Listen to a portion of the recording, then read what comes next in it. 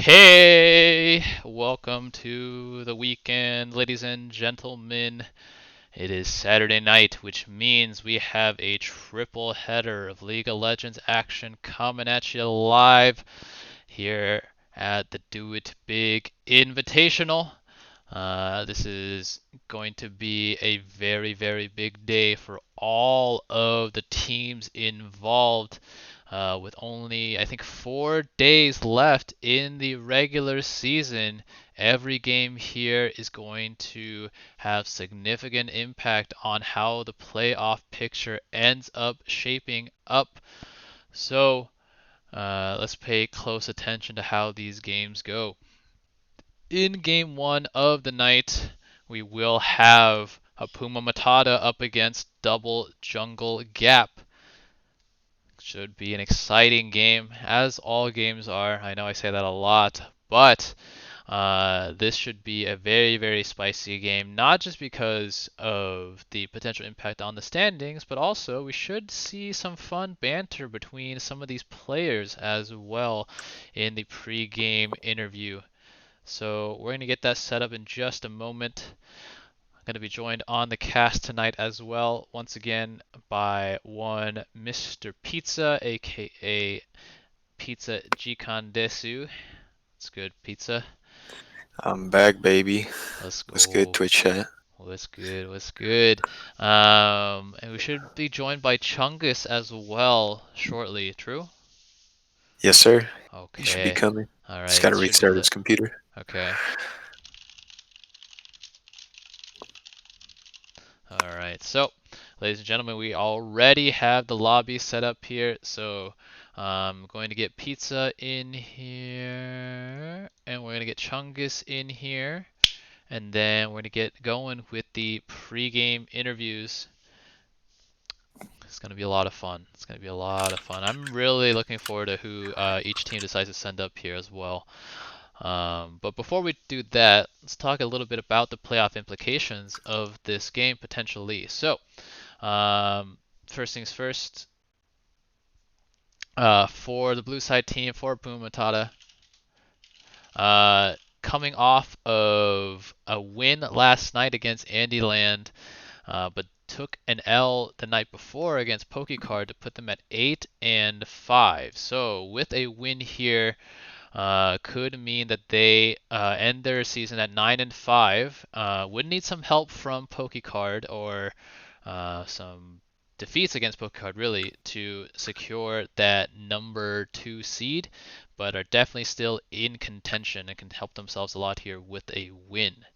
Meanwhile, for Double Jungle Gap, still 3 games to go for them in their season, currently sitting at 4-7. Right on the apron there, right on that playoff bubble, as both Team Strag and Don't Worry We Scale are breathing down their necks at 3 wins and 8 losses apiece. So a win here would give them a little bit of daylight in that race for that all-important 6th and final playoff spot. Yeah, definitely a lot on the stake here today. Should be exciting to watch. Yeah, boy. Okay, so we're going to check in here with both teams, and then hopefully Paigey will be here soon, and we're going to get the pregame interviews rolling. Hello, hello, hello. Yeah, I can play Organa or... Hello, are you guys Hello. ready? Ready, steady. You guys know who you're sending Yeah. up? Not yet. No, we don't. Okay. I know who we're sending to. Get Hapuuma and Ryan up there again. What the fuck? Oh yeah, it's the Okay. rematch. Alright, lit. Alright, I'm gonna check in with their team. I'll pass along the request as well. Yes. Hello, Central hello. first pick, so we don't have to care. Hello, hello. them all up right now because sometimes Roger. they play like Are we random shit. on screen? Yes, we are. Yes, we are. Yo, okay. Twitch Yo, chat, what's we're up, Twitch fucking chat? picking what is it? We're picking What are we picking? exact Ivan. same draft as last time. I'm playing Tom Kench Jungle. Okay. Yeah. Wait, what? Karma jungle or Karma support? No, Yeah. Organa jungle. Karma. Okay. We first picking Karma, right? Okay. Yeah. Oh my God. Okay, got okay. it. So Yeah, you guys, no, I got can see you guys are ready. But think long and hard about who you're gonna send up. Hapuum, you've been Oh, I called have to out by go. Ryan. Okay, I was gonna say, I was gonna say you've I been have to called go out up by there with my Ryan, boy. but you guys still can figure it out. So should be it should be a spicy pregame interview. We're gonna bring Give the us entire team like over. 2 minutes to Okay. just do some draft. Yeah. Sure, Yeah, sure. Okay, so Puma Matata leaving it until the last minute to figure out their draft prep, asking for a couple of minutes. Should also buy some time for Chungus to connect, join the lobby. But yeah, it's gonna be a fun night. It's gonna be a triple header tonight. So game one, it will be a Puma Matata versus Double Jungle Gap. In game two, Team Strag will really look to get back into the playoff race against Pokey Card, who with their new pickup in the top lane, Ryan, aka Too Cool, not to be confused with Ryan, aka Daddy No Chill, have the most say in whether they can get that second seed or not. Meanwhile, in the third game of the night, it will be Double Jungle Gap versus Don't Worry We Scale. So depending on the outcome of this game, it's going to be a very, very interesting nightcap.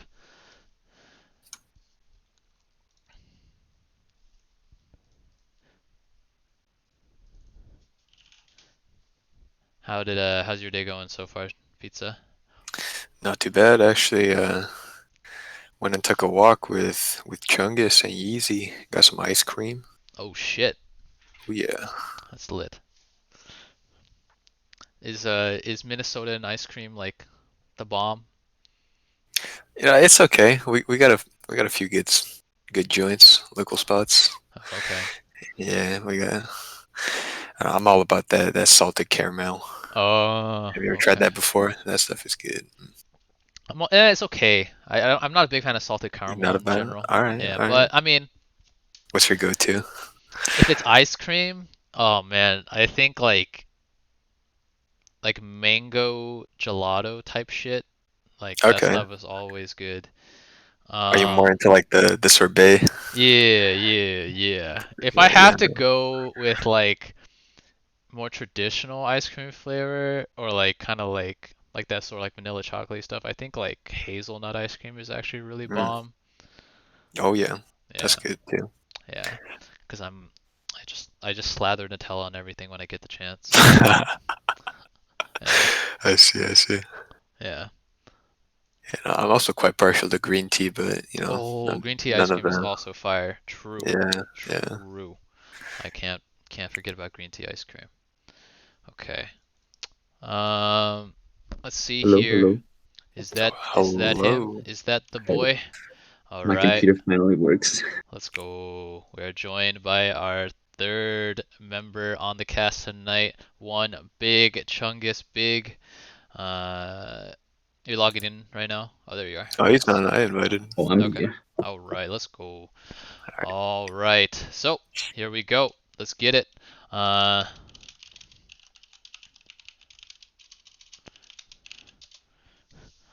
get the interviewees up here, and then we're going. I haven't been paying attention at all to this lobby chat. Can someone give me a TLDR? I'm trying not to read. I feel like my IQ drop a bit every time I read a line, but it's True, okay. true. Two more minutes. 2 more minutes. Okay. They scare, bro. They scare. They ain't Yeah. ready for the smoke. You know what I'm saying? I'm handing out cancer today. You know what I'm saying? What? I don't think Uh-oh. smoke and cancer are necessarily synonymous. I mean, Oh, I you get where know you're it. going, but yeah, if you're trying You know to what? give them lung cancer, I guess. What is you he know what? saying, family?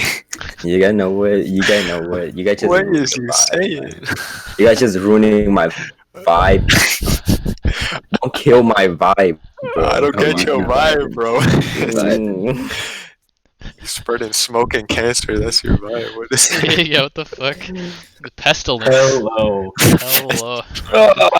Okay, so we are joined on the pre-game interview desk by a pair of Zoomers, Hapuuma representing Hapuuma Matata, Ryan, Daddy No Chill, gonna be representing Double Jungle Gap. This should be a very exciting interview.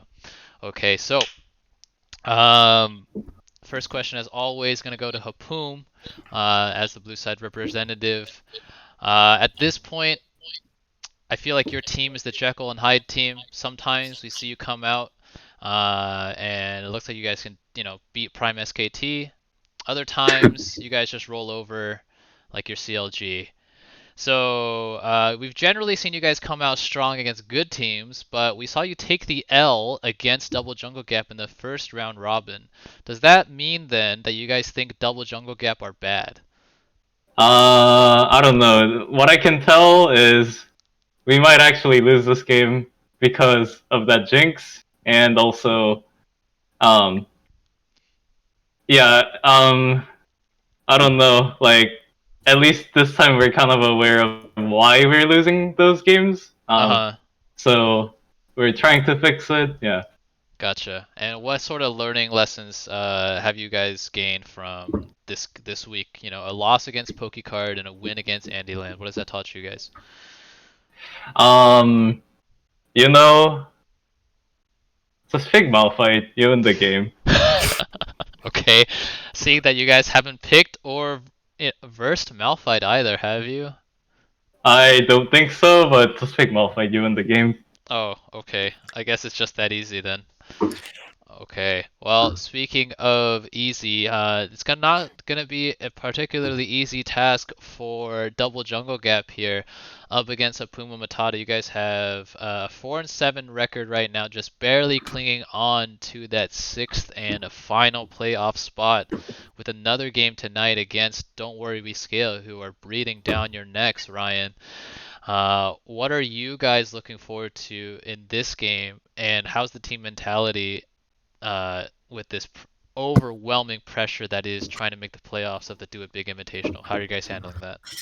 I mean, let's just say we're like the Laker. Like we'll make it to the playoff. We don't care about regular season. Like we'll make it there. But when playoff hit, man, your boy gonna become LBJ and just gonna destroy everybody.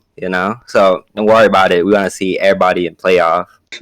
Okay. And who gonna breathe down on us? Johnson. Who breathing down on us? Don't worry, we scale. You'll get your chance to talk your shit with them later on. So just don't blow your load all at once here. I mean, at this point, might as well just pack your bag and just don't build a code. Pace yourself, buddy. It's all right. Save some banner for next game. And I got you. I got you. I just wish they don't really get tilted after today's game, like the first game, and then so they have a game at 9 p.m. right? 2 hours later, right? And if they lose this game, the next game is pretty important to their playoffs, and I just wish they don't get tilted after this game. Damn. Wait, hold on, Hapuuma. Wasn't your team also tilted whenever I joined NEP and you gotta be mauling hard? Okay, but we're playing ranked solo. Nobody can actually not okay.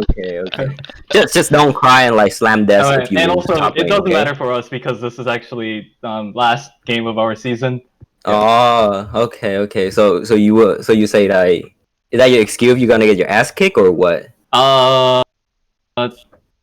I don't need to make an excuse because I'm not gonna be in that situation, but yeah. Ooh, okay. All right. Hapuuma looking down from atop the standings, unfortunately. Can't hear you from all the way up there, Ryan. Okay, but you guys can close that gap just a little bit with a win here. So, you guys have anything else to say to each other? If you don't, we should let's get the game going. Still have 2 more games as well. Any last words, gentlemen? No, let's get it started. All right, let's get it rolling. Head back to your teams. Let's have a good, clean fight. All right. All right. Not even the obligatory GLHF. Good luck, have fun. Oh man, I think there's something brewing here between these 2 teams. He's not here to have fun. Oh man.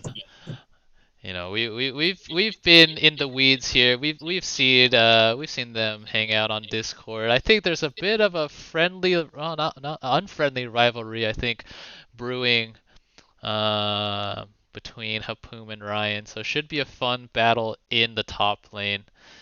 And we're gonna see as well Pelvis Pablo, fresh off of being ungrounded after finishing all his homework, Gonna see if he can get back in the swing of things here in the jungle. Unchained. Don't forget to do your homework, Twitch. Stay in school. Oh, true. Stain. All right. So, as soon as these two teams give the thumbs up, we are gonna get going here. So with that, I want to ask the pair of you, what are you guys expecting from this game? I'm really not sure, man. On one side, I feel like we got Hapuuma Matata channeling the power of COG. It's just truly counter logic in their win-loss record. Mm-hmm. And on the other side, we got, like apparently Daddy No Chill is channeling the spirits of both Kobe Bryant and LeBron James. So like, I really don't know what to expect. The Lakers with Lyndon B. Johnson. Yeah. Yes. Either way, I'm sure it's going to be exciting. I'm zooming into top lane battle, analyzing every minion. Okay, should be good. We are, however, it's not starting, so I wonder what's the hole up here.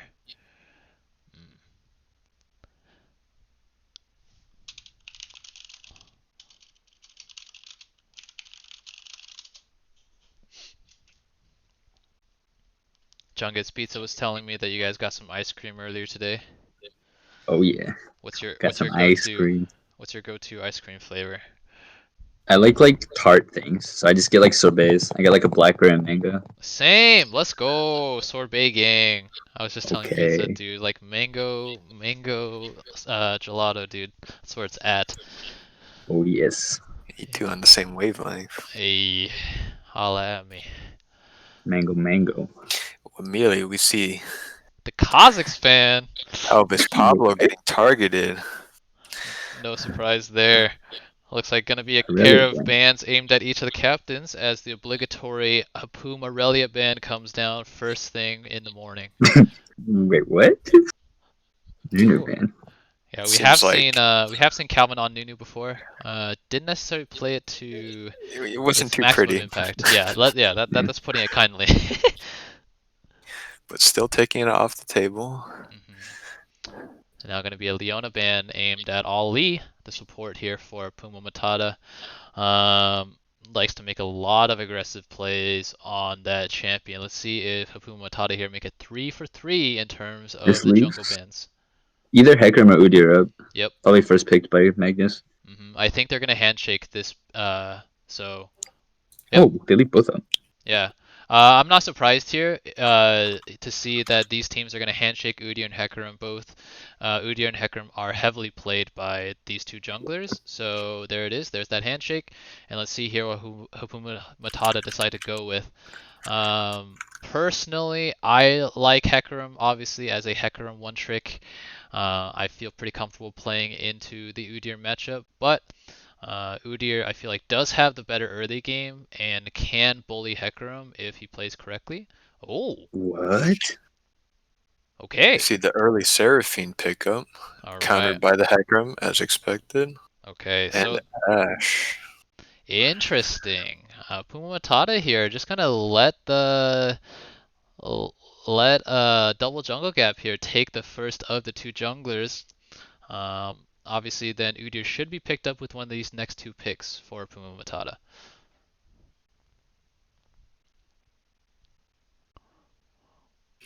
It was interesting. Earlier during the interview, we heard Hapuuma trying to bait a double jungle gap into picking Malphite. I know he's been working on that Silas pick of his. We saw it last time they played yesterday. Yeah.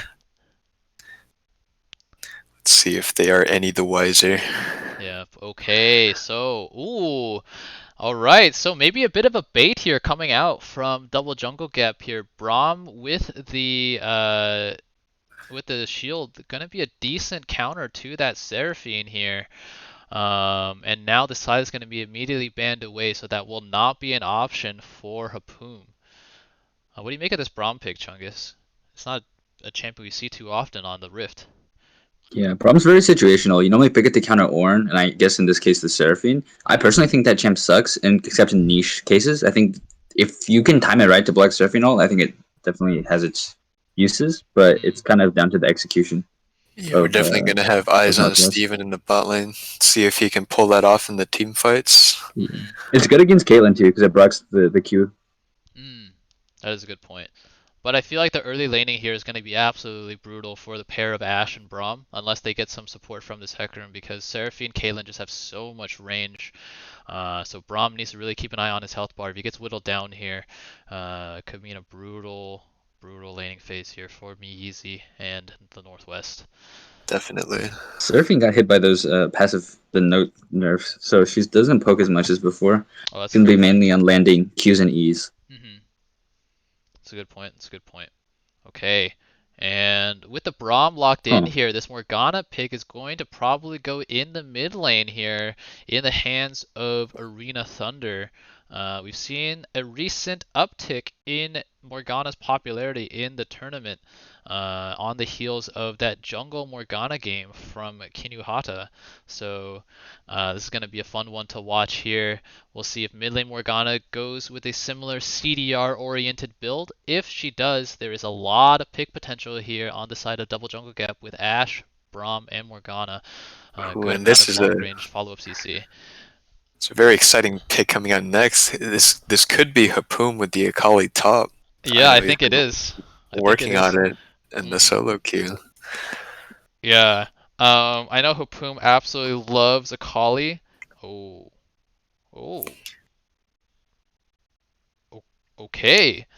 Cassiopeia going to be locked in here. This is a very magic heavy damage comp coming in from Hapuuma Matata. Akali, Cassiopeia, Seraphine, and Udyr all primarily magic damage focused. Caitlyn really the only DPS source, or physical DPS source for this composition. Very, very interesting pick here. Let's see what the counter is going to be, and Garen going to be the lock-in. Yeah, so we did see Garen get played by Daddy No Chill in their first win against Hapuuma Matata. But with both these comps locked in, gentlemen, what do you guys make of them? I think they should have picked Trist last rotation for double jungle gap. Trist top is huge, and it's counters Akali too. Trist but top. I'm not too sure about that. Into Akali, she can just shroud and like the all-in potential is gone, right? Also against but like she has to stay like in. Cassio. But like you make her drop the shroud, and also you can R her R, so they can never get on you. You outrange Cassio once you hit like what 14, and you have Morgana shield. The main problem is they have no damage. Ashe and Morgana both get outscaled by Cassio, Caitlyn. So late game they have no DPS, and you have a Akali backline threat. You need kind of a hybrid carry, but Garen doesn't really fill that role. Yeah, that's also a good point. Well, it's really just going to be on easy to put out the deeps this game. Yeah. Yeah. Also, I think it's really down to execution this game. We talked about a lot of skill-based mechanics like Braum blocking the Seraphine ult. A spell shield is going to be really important in team fights this game. Yeah. Getting that on priority targets is definitely going to be important. Yeah, we're gonna have to keep an eye here as well on how Double Jungle Gap decide to approach with these fights. Have a lot of engage options with Morgana binding, with the Enchanted Crystal Arrow. Garen and Hecarim both decent flank options here, and if they can find those flanks, and all of a sudden that Cassiopeia Petrifying Gaze is gonna not be wide enough to cover multiple points of entry. So we haven't really seen... We've seen Cassiopeia played a couple times by Miss Killer on Team Strag. Not to necessarily great effect. We'll see here if Niku Toilet can make this pick work. But yeah, a couple of picks here that haven't traditionally been played by Hapuuma Matata. I know that Hapuuma plays Akali, but is constantly griping about the state of the champion in 2021. So we'll see here if you can make this nerfed champion work. Did the changes go through on her E and her R? I don't think so. I think that's next patch. That's next patch. Okay. Yeah. But yeah, always a touchy subject is Akali. One of those champions I feel like that's just really good in pro play, but really bad in solo queue. But you have to balance sometimes around pro play. So that's why this champion just seems to do next to nothing a lot of the time.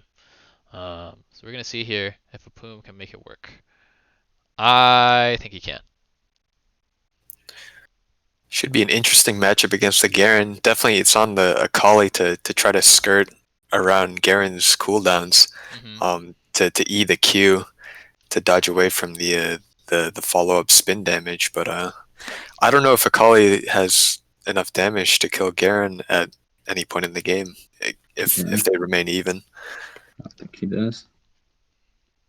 Akali doesn't have that big spike anymore like she used to with Gunblade, where she could just once farm to Gunblade and then just Yeah. We'll keep an eye here on the build here as well for Akali. You know, something we were debating when playing ARAMs the other night, Pete. So I have no idea what Akali builds these days. Now that Riftmaker, I feel like it's just such a bad item. Yeah. With the changes. It's Night Harvester, right? I would imagine so.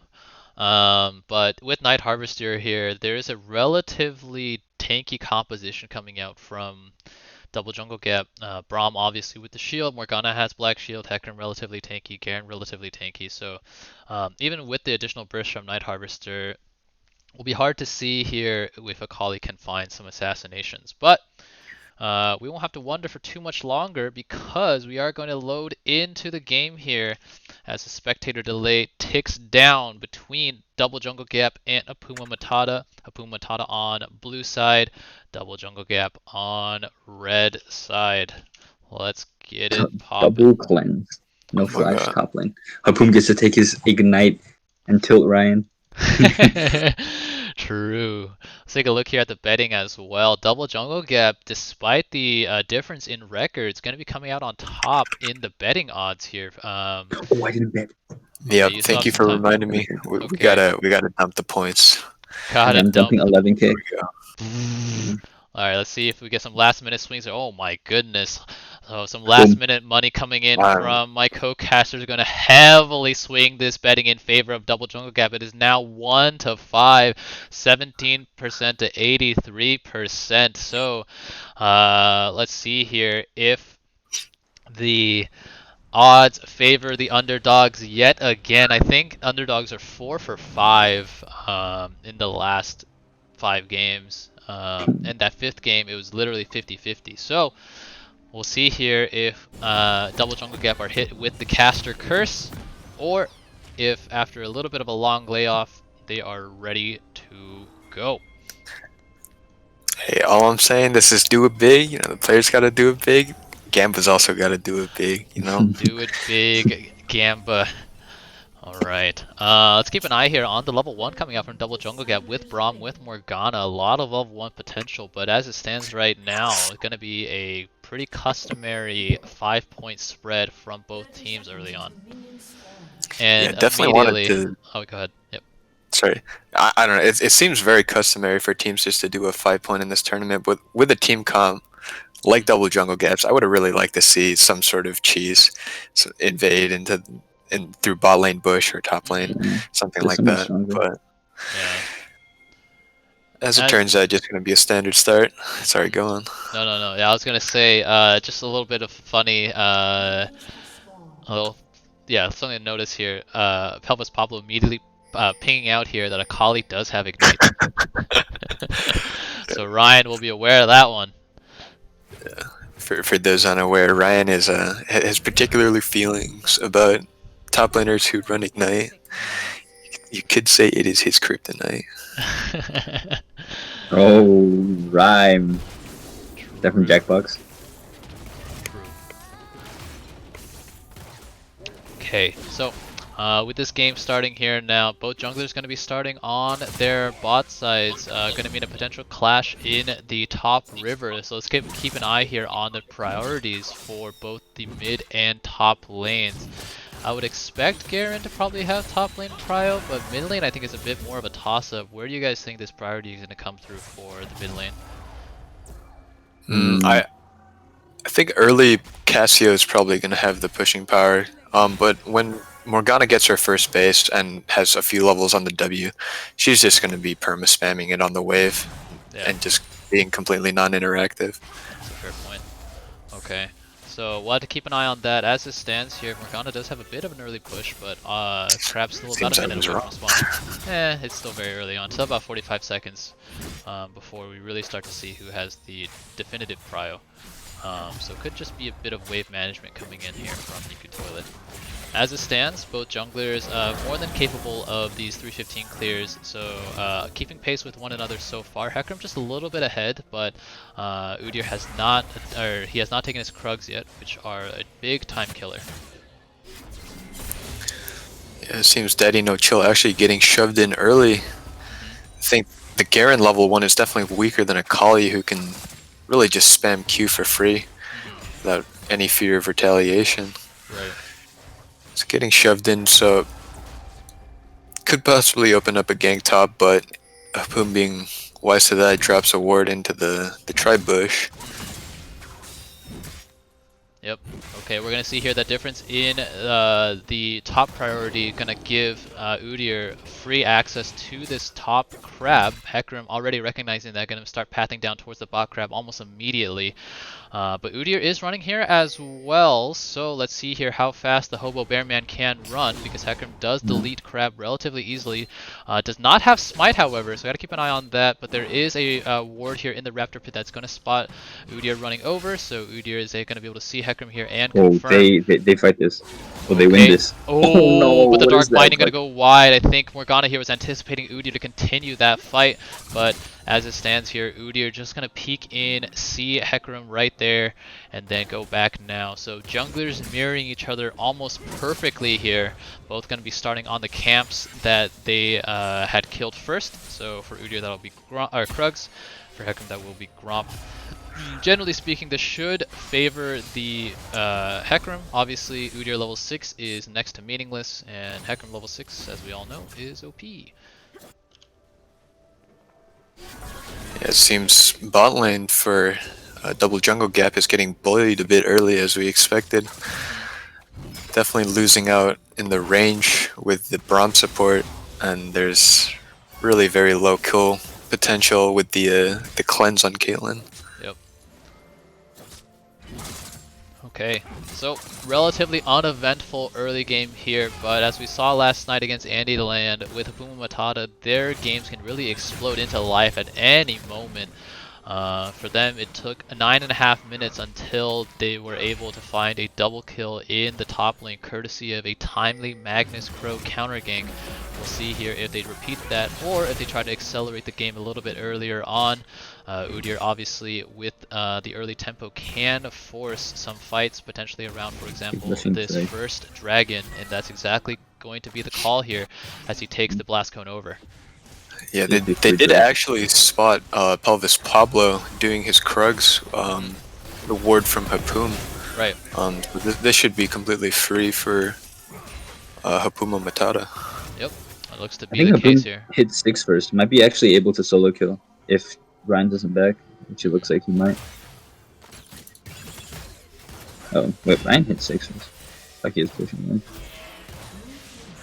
Okay, so again, relatively uneventful early game, but hold on, the snare gonna land onto me easy here, but Seraphine gonna take a good amount of damage as well.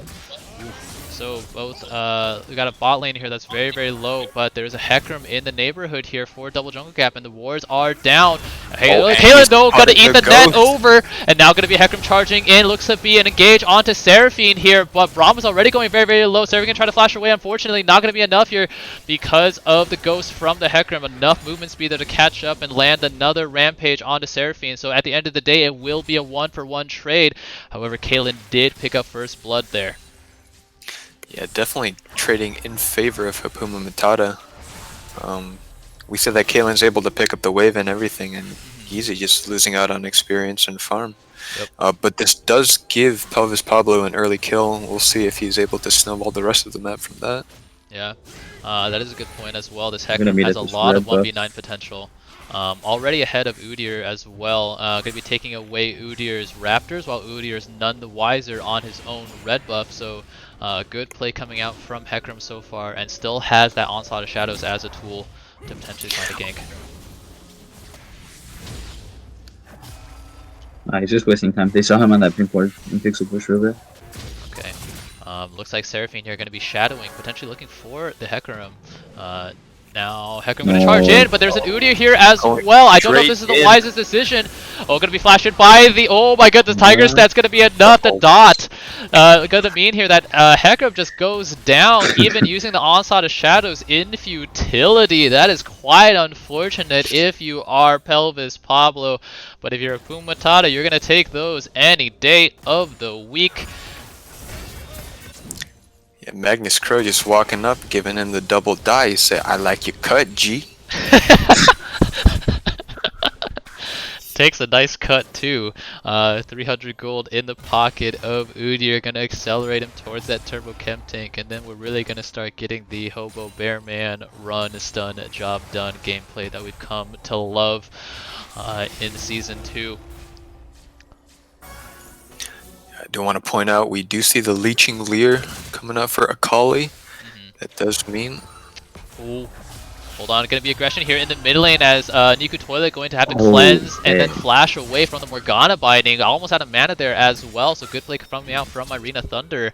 Gonna give her the summoner advantage. Does have flash and Cassiopeia. Hold on, gonna meet on the top lane. Akali gonna go very, very low here. Gonna get the judgment over the top as well. Daddy No Chill gonna pick up a kill there. Good gank from Hecarim. Udyr just a little bit behind at every single step. Unfortunately, going to mean that Hecarim finds his second successful gank of the game. No TP means should be a Herald completion here. Bot lane having a very rough time there. Yeah, definitely. Down 30 CS. Gotta keep an eye here though on the engage potential. Obviously with the Enchanted Crystal Arrow and the is it Glacial Fissure coming out from Braum, they can really lock somebody down easily. So let's see here. Is it Glacial? It is Glacial Fissure. I'm surprised I know that considering I never see Braum. But as it stands here, good solo kill, or good pickup, not solo kill, onto Hapuuma here. Going to translate to the Rift Herald pickup as well for double jungle gap. Let's see where they decide to use that. They also have the Infernal Dragon spawning in about 80 seconds here.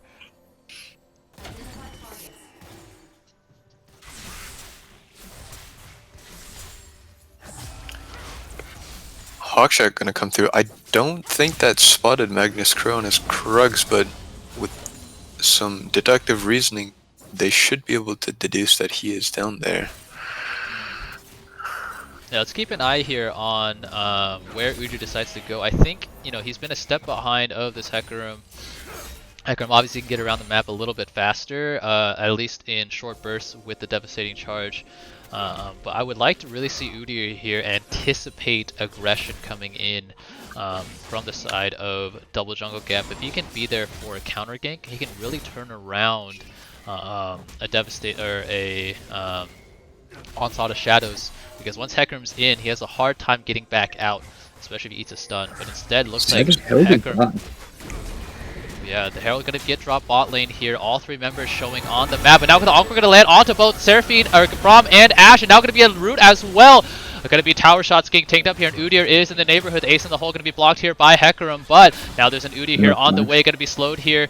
Let's see here if Udyr is able to find it. Walk it out. Okay, they can walk it out, but there is a heavy HP advantage now on the side of Hapuuma Matata, which should give them access to the second dragon of the game as well.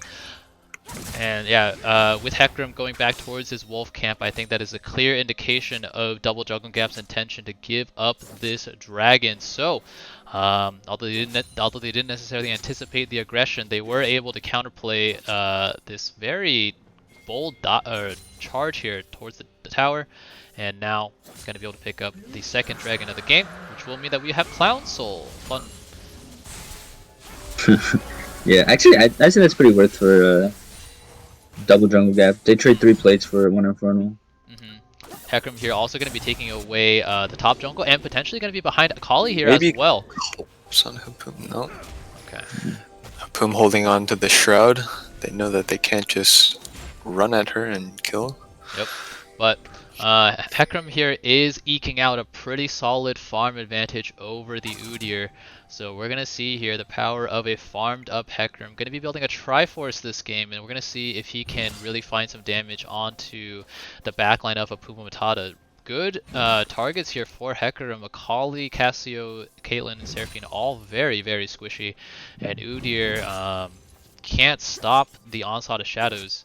So we'll see here if Pelvis Pablo can find some good old angles. Nah, what are these sword shoes from Morgana? Why don't she just go Mercs or Lucidities? I also know Verdant Barrier Rush, even though 4 AP, like 3.5 AP on Hapuuma Matata. Right. But I like the Merc treads from Ryan and like or Daddy No Chill and XX Pelvis Pablo. True. Yes. Yeah. So Merc treads definitely going to be the name of the game here for. Should be everybody not named Ashe. I feel like Morgana can go, as you mentioned, with the Lucidity boost if they really want to go for that spammy Dark Binding A-Ramp sort of playstyle. But yeah, for the rest of this composition, indexing into Magic Resist is going to help them stand up. Yeah. Yes, Everfrost Morgana CC is nuts. Definitely. Everfrost Gaming. That item's really exploded in popularity, I feel like, over the past couple of patches. Seems like every mid laner with like half a CC takes that now to really either follow up their CC or make their CC easier to land. Ooh, and ult coming out from Hapuuma, but overestimates his damage and just immediately R2s out. Yeah, a little bit unfortunate there. Garen gonna do some handstands. Yeah, so as we enter a bit of a lull, I want to point out that Ryan has been, or Daddy No Chill has been dropping a few quiffs in all chat every now and then. Hold on, Hecarim here in the bot lane. Ooh. Okay. They had to have seen the Guardian prot. Yeah, they're pinging it. Okay. Yeah, sorry, Pisa. You're mentioning here Ryan dropping a little quick here and there. Almost Hapuuma. definitely trying to do some mental. Oh, and devastating charge coming in. Devastating charge gonna come in with a Braum stun as well. Easy, but it doesn't matter. Yep, so much CC here coming out from the bot lane of Hapuuma Matata. That Braum passive gonna lock Seraphine up, and unfortunately the Encore gonna be a little bit too late there to prevent all Lee from going down. Gonna mean here that or Double Jungle Gap closed the gold lead to now about 600, but otherwise a pretty stale early game that we're probably going to see explode into life now at this third dragon. Can potentially put Hapuuma Matata on Cloud Soul Point, which Seraphine and company should heavily appreciate. Right, so it seems like Daddy No Chill is going for the reset. Oh, never mind, scratch that. There's a teleport advantage for the side of Double Jungle Gap. Definitely hope to see them use that to... Hold on, engage in the top lane here. Already being marked here is Garen, and good night, Daddy No Chill. Let's see here if Hapuuma hits him in the all chat. Just gonna drop a little smiley face, so maybe minimalism is the key to successful trash talk here. Taking a page out of Timmy Duncan's book. Good stuff from Hapuuma. Seems Daddy No Chill's spirit is not yet completely broken, though he drops a smiley face in return. Always good to see. A positive mental. Okay, speaking of positives, this Morgana pick has been a positive here for Double Jungle Gap. Gonna try to engage onto Udyr, who's running away as fast as he can, but now gonna be a binding plunge and try to crystal arrow over the top, and now Seraphine gonna be overextended as well. Should go down here. Gonna be picked up here by Hecarim. Now 3-1 and 2 with only 15 seconds here on Cloud Dragon spawning. Gonna put a stop to the dragon stacking of Hapuuma Matata here. Excellent rotations coming in from the side of Double Jungle Gap. Early TP coming out from Daddy No Chill. We mentioned the TP advantage earlier. And just everything landing from Irina Thunder, locking down the Udyr. I can't believe that Morgana RK. Yeah, that was a really long leash. Oh! Okay, no. Caitlyn there with the Piltover Peacemaker trying to smite away the dragon, but the Zoomer Fingers of Pelvis Pablo are undefeated. Gonna be able to smite that one away. So gonna be 2 dragons to 1 now. Hapuuma Matata still in the gold lead, but it is a very meager gold lead. Only about 500 here. Not exactly the explosive team fight we were looking for, but it was really solid coordination from Double Jungle Gap, again using their pick tools to their full potential there, and picking an Udyr of all people is no easy feat with the tenacity boots, with the bear stance. Really hard champion to lock down, so good play coming out here from Double Jungle Gap.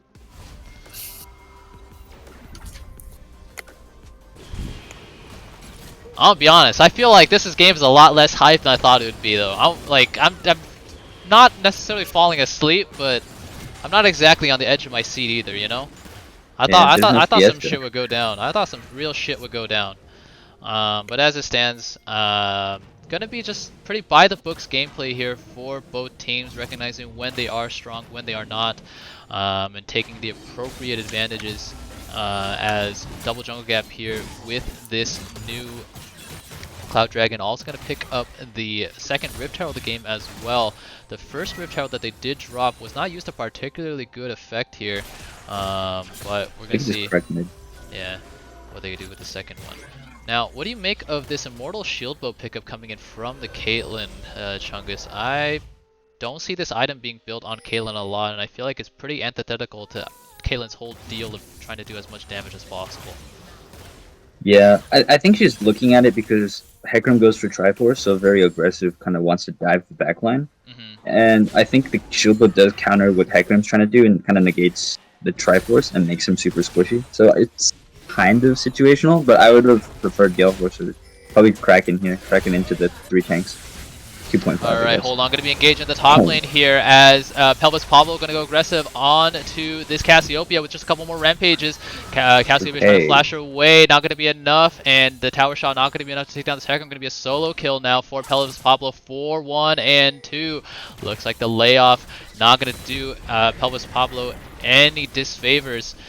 So now going to try to snowball this top lane as well. In the mid lane, however, going to be a counter punch from Hapuuma Matata in the form of Seraphine and Caitlyn with their long range trying to poke down this mid tier 1.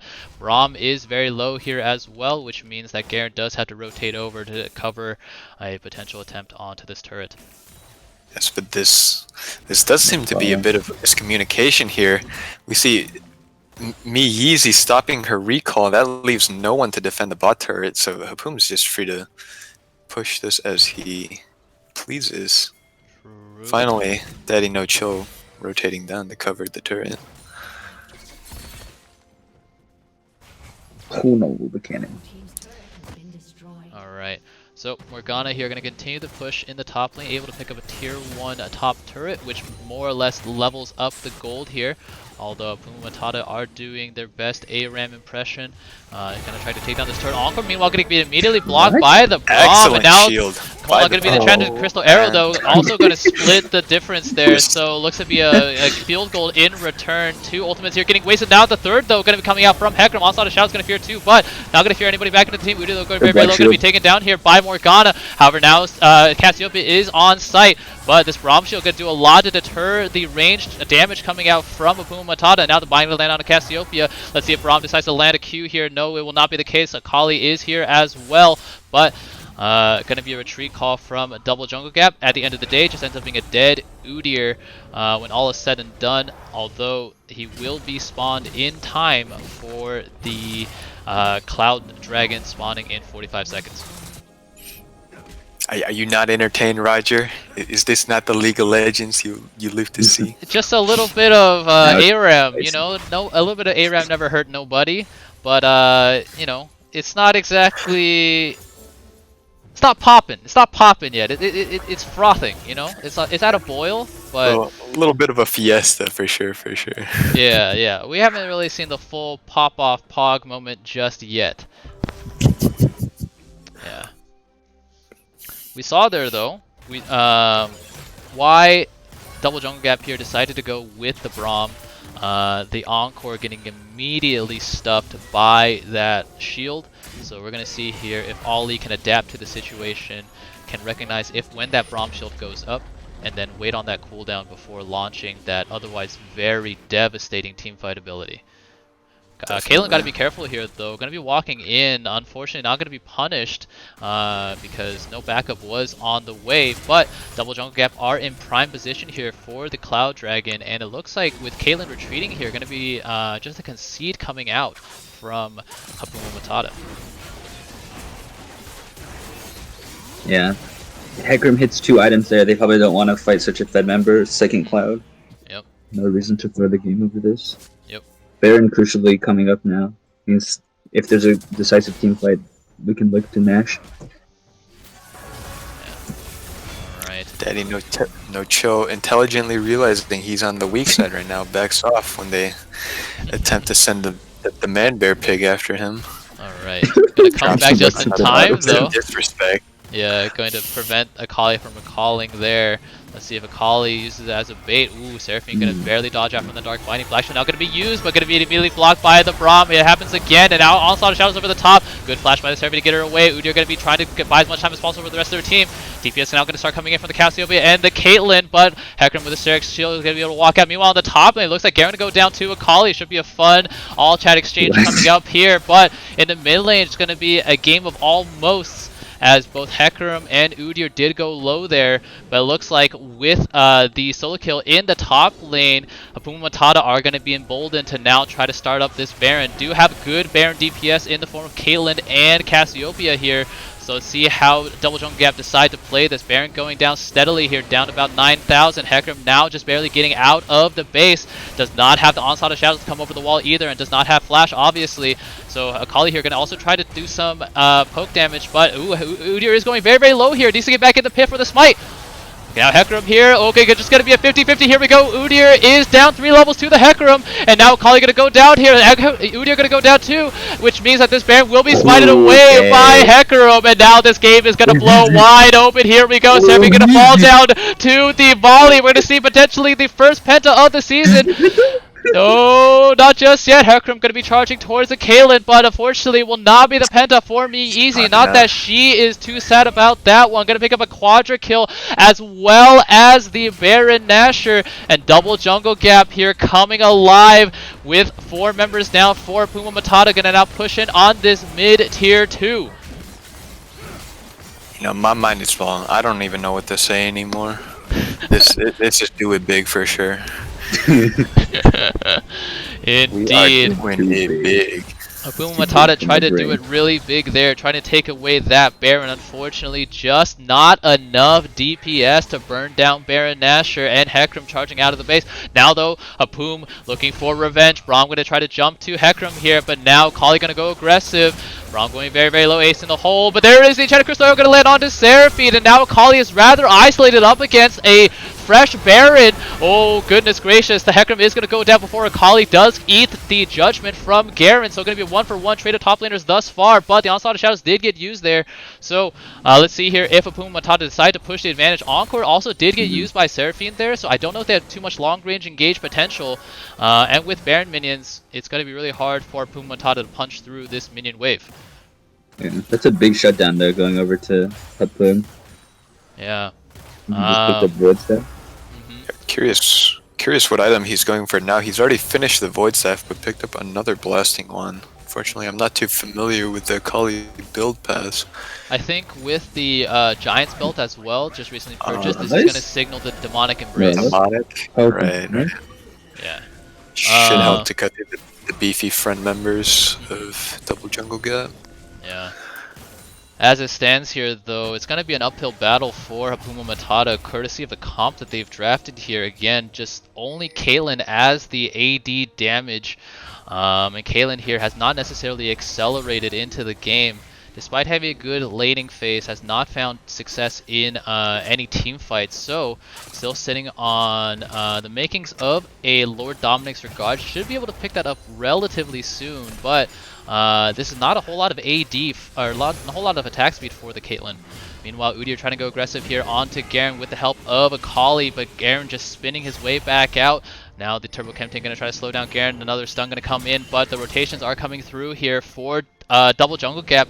Braum going to be first on site. Garen now going to run back in. Does have the Stride Breaker now slow down the Akali. Going to be a Glacial Fissure dodged out by Akali. And now Measy needs to be careful because there is an Akali waiting in the smoke, but the Braum pass is going to do so much there to lock up Akali.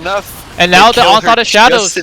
Yeah, the Akali going down there, as well as the Udyr. The Onslaught of Shadows going to take down Magnus. Crow, 2 members down here for Hapuuma. Matata is going to give double jungle gap more pressure. Looks like they're going to turn around and pick up the Cloud Dragon, though.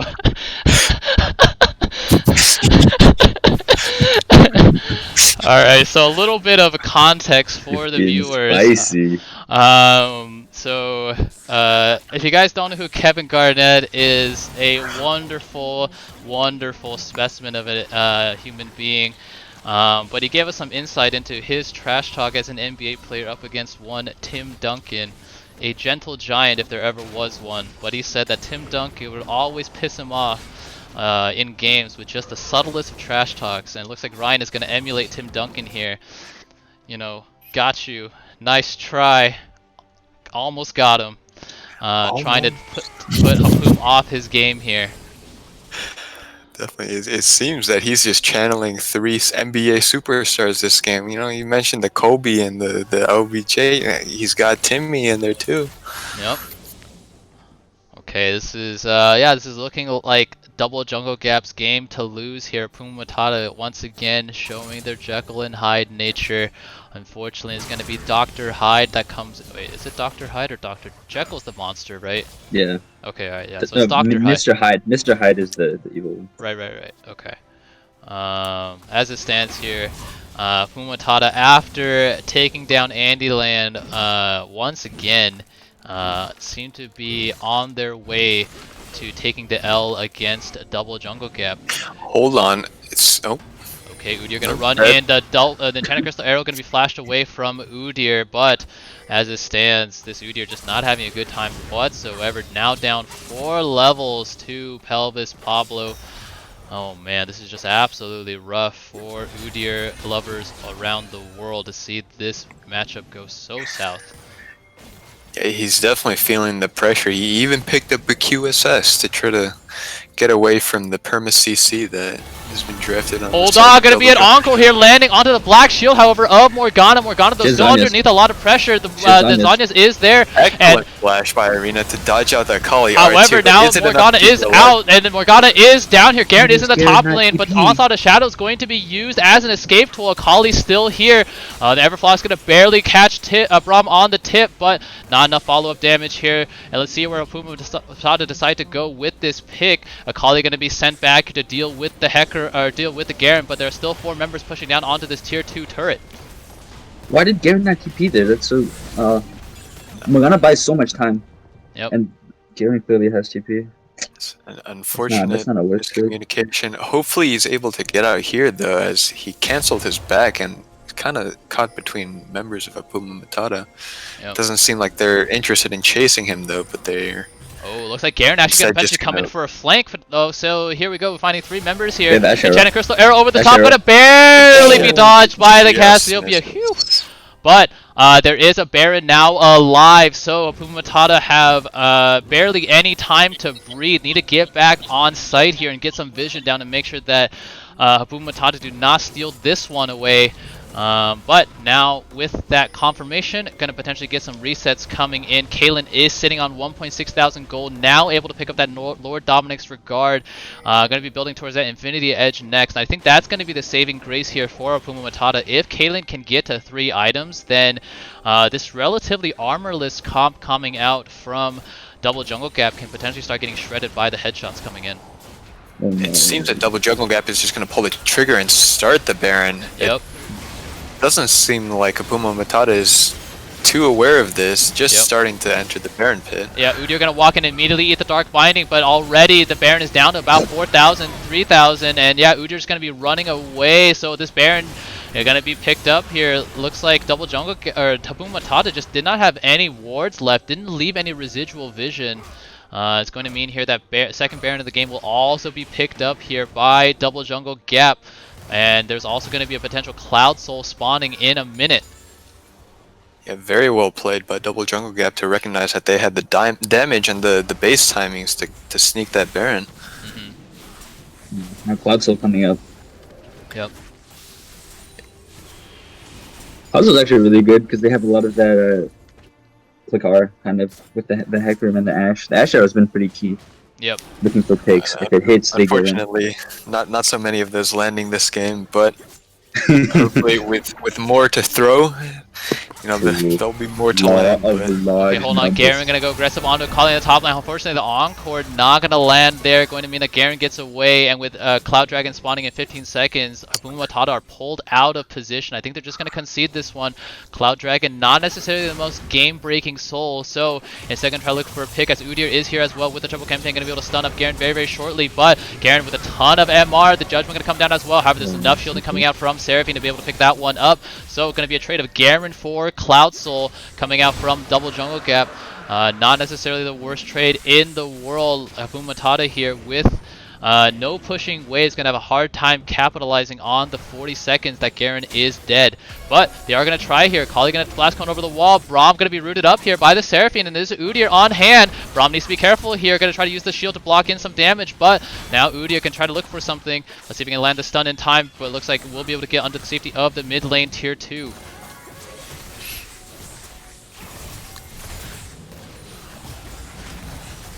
Seems like we're just gonna enter NA random. Both teams just handshake and run down the mid lane. True. Okay, so let's take a look here at just how much magic resist is being purchased now. Garen sitting on the Spirit Visage, has the Hex Drinker and the Merc Treads as well. Hecarim meanwhile with the Spirit Visage and another Negatron Cloak, signaling probably for a Force of Nature. It's just going to be so much work for the trio of Seraphine, Cassiopeia, and Akali to punch through. Meanwhile, Caitlyn, though, does have the Infinity Edge completed, so does have that 3-item core. Like I said earlier, it's going to mean that if she can get some space to auto attack in these fights, can do a lot of damage, but that is no guarantee with the Onslaught of Shadows over the top, plus the Black Shield potentially on the Hecarim. Going to mean that not even CC is going to be enough to deter this horse. Yeah, I really want to just see some good vision set up before fights on the side of Double Jungle Gap so they can pick with these big ultimates like Ashe ult or Braum ult. I'm really not sure that they win the 5v5 anymore, especially since all these void staffs are coming through, and as you mentioned, the big Caitlyn item pickups. Yeah, we do notice that there's a lot of MR itemization on the side of Double Jungle Gap, so Caitlyn's just going to be punching through the members of Double Jungle Gap that are going to try to dive in. Yeah, one thing we haven't seen though from Caitlyn, this itemization is good, but not necessarily. Hold on, gonna be a fancy feat. You're gonna juke out from the Enchanted Crystal Arrow after that Dark Binding did land. So now gonna be a potential Nayram once again. But I was going to say one thing that we haven't really seen Caitlyn do just yet is try to set up a trap wall. Obviously, it's a little bit harder in these open Nayram team fights, but around objectives like Baron, around a potential Elder Dragon spawning in 3.5 minutes, those traps can help do some work, although they are somewhat countered by the Morgana Black Shield. Yeah, even just setting them around or in front of the turret prevents any sort of siege. Not really sure what's going on anymore. I don't think Double Jungle Gap is aware that they're not able to really push this tower here.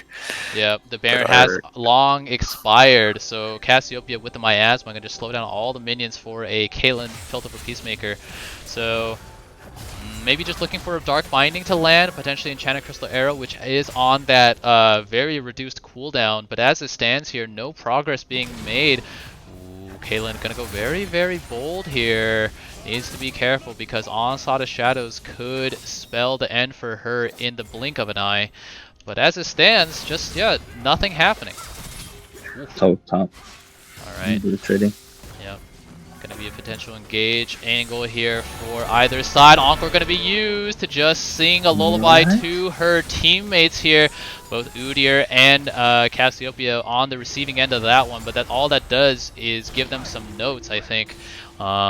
So does force the flash out of the northwest though.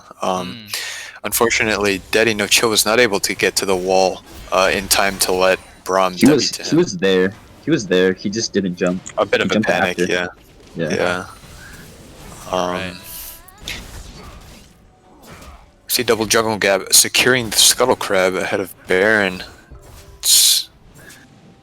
And let's see what opting spikes for a reset. You know, with 3 Zoomers in this game, I really thought that this would be a lot more fast-paced. This feels like a boomer game. Yeah. But hopefully, you know, even boomers recognize when they need to fight, because there is a Baron spawning here. Going to be the 3rd Baron of the game, which can potentially get taken again just for free. Look at the positioning here of Hapuuma Matata. All recalling here as Baron spawns. Only Kaelin on the side. Baron already burning down so fast, down to about 10,000 now. Going to be steadily going down. Going to be another concede from Hapuuma Matata. I wonder what they're waiting for, because it is not Baron, I'll tell you that. Probably playing for Elder then, because if you get Elder and Baron, you might as well just AFK. But as it stands, Elder is going to be spawning here in 50 seconds. Let's see if Hapuuma Matata can make one good stand here, because if they can take away this Elder, then this game will get turned on its head in an instant. Yeah, Hapuuma Matata definitely need to pull the trigger soon. At this rate, they're just bleeding gold, even with the strange lane allocations. But it seems I do recognize that they do need to set up for this Elder Drag ahead of time. Very reticent to come out of the jungle, but for sure.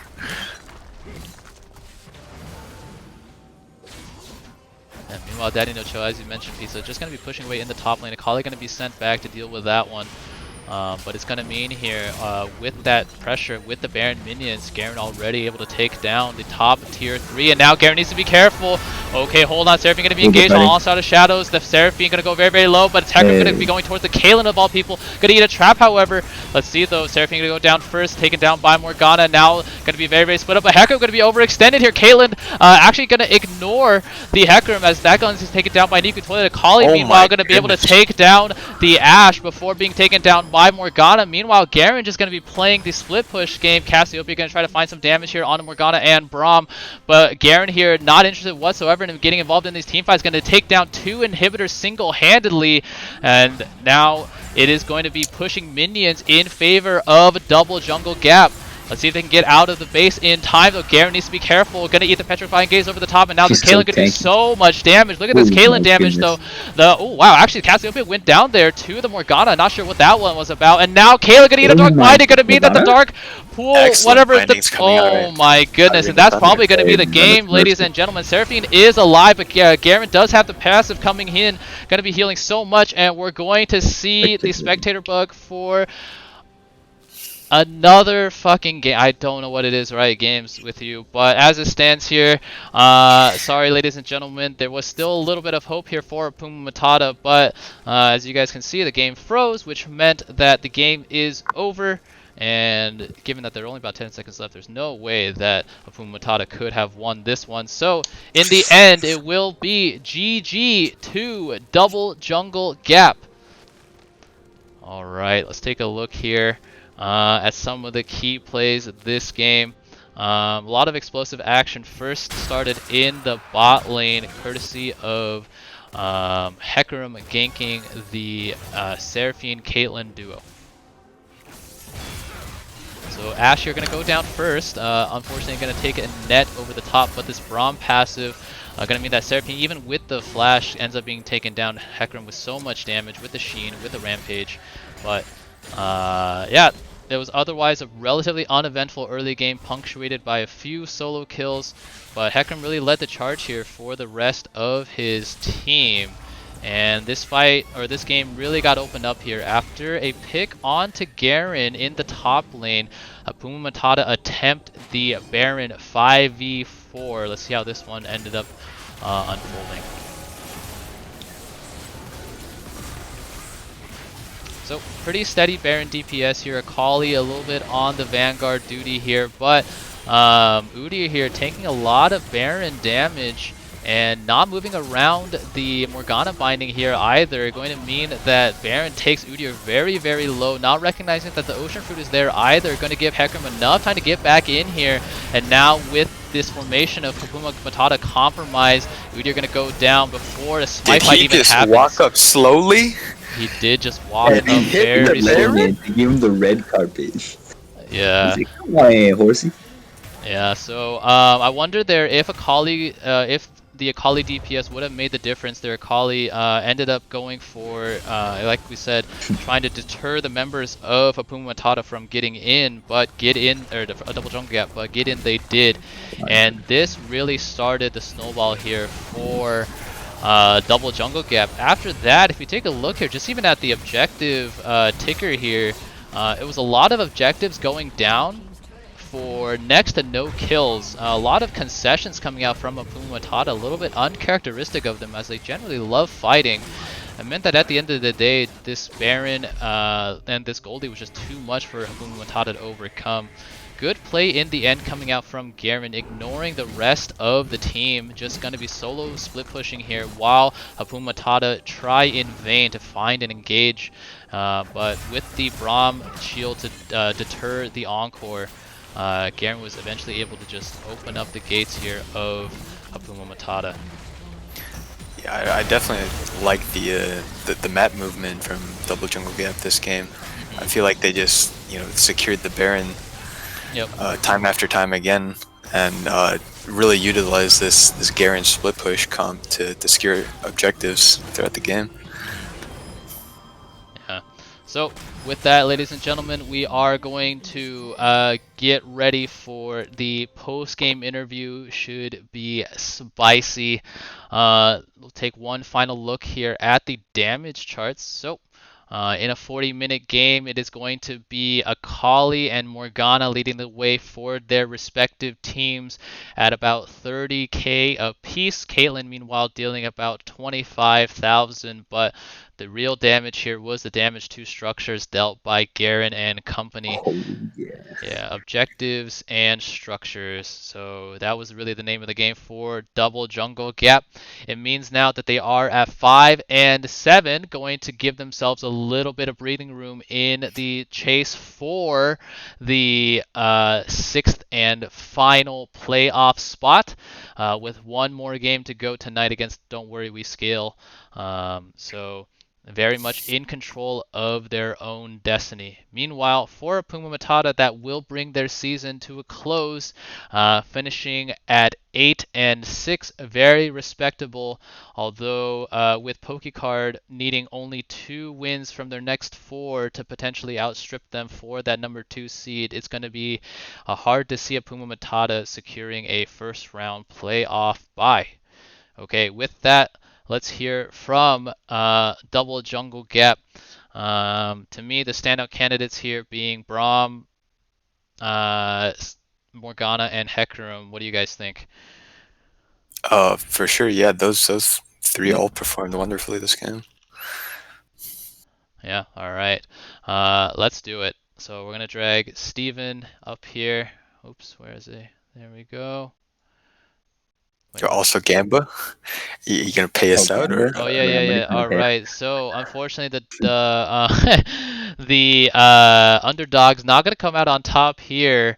Double Jungle Gap, even with their win record, going to be the heavy favorites. But as it stands, going to be meager winnings for those of you who did put your money on Double Jungle Gap. So 50,000 gonna go to my 2 co-casters and others. Congratulations, Pizza and Chungus. Okay, let's hear from them, shall we? So we have Steven in here, we have Simone.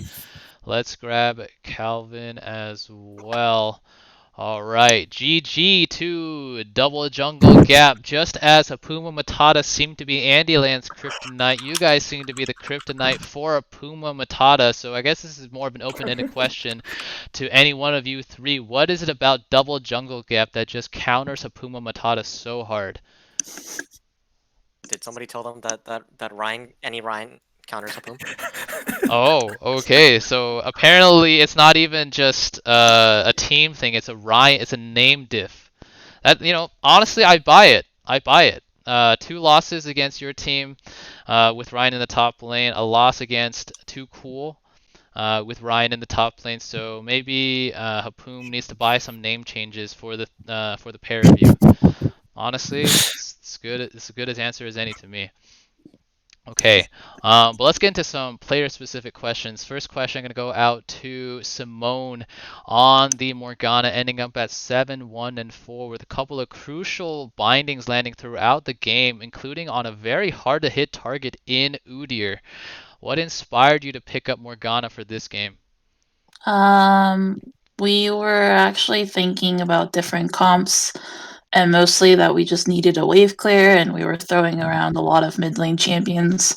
And I offered Morgana because she was what I played when I started playing this game, and people liked the idea, and so when it came up, we just picked it. That was literally it. Okay. Going back to the roots, I like it. Yeah. Tried and true. Bit of a Morgana meta developing in the tournament. Let's see if we get some Morgana bans throughout the rest of these games here. I don't expect to be able to play it ever again. Oh, okay. I think people are gonna ban it again. It's real sad, unfortunate.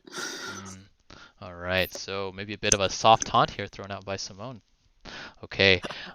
Speaking of taunts, I want to believe that you guys baited that Seraphine pick coming out from Hapuuma Matata because that was an immediate Braum slam coming out here from the northwest. So was this a premeditated pick ban strategy?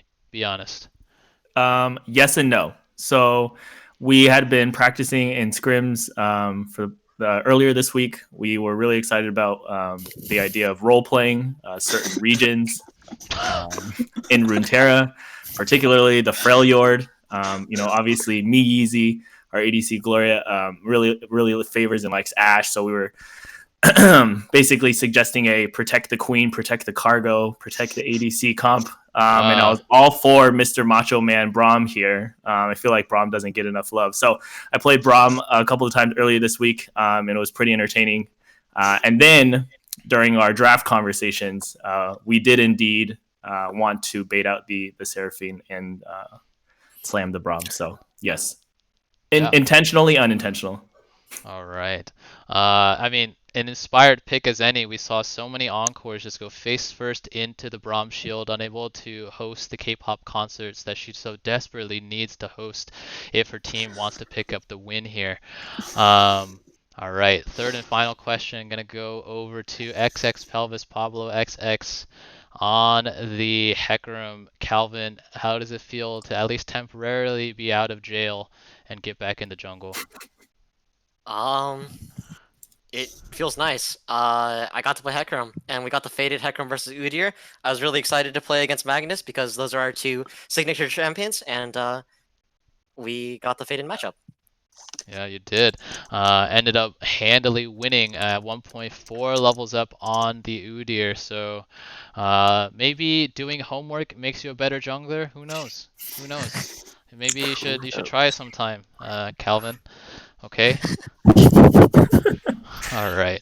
Not gonna keep you guys here for too long, as you guys do have another game to prepare for tonight against Don't Worry We Scale.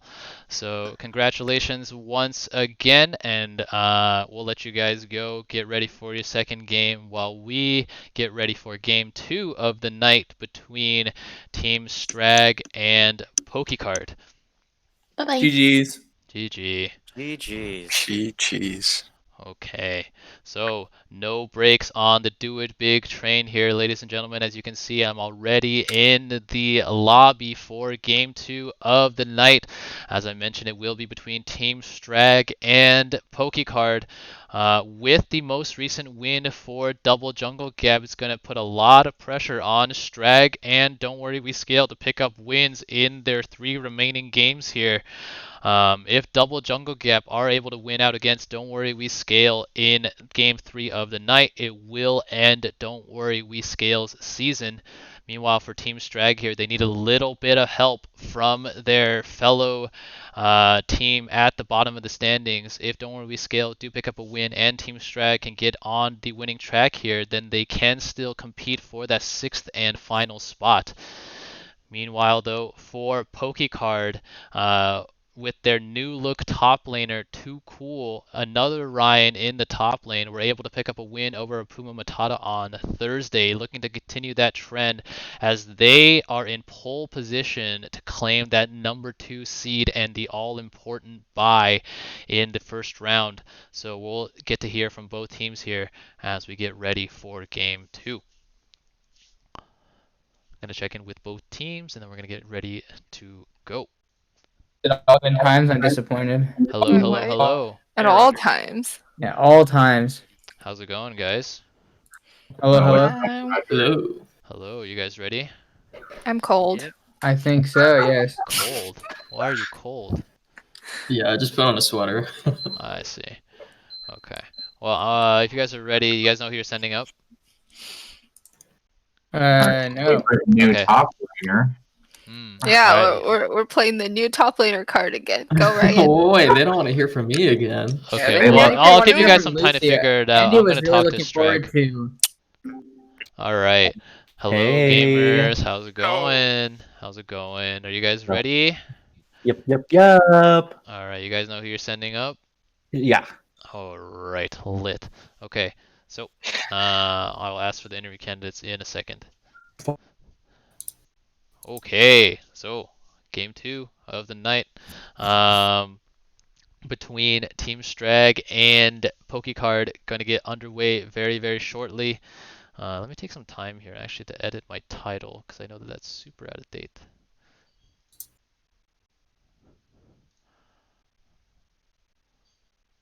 So let's see here. It's going to be Strag versus Pokey.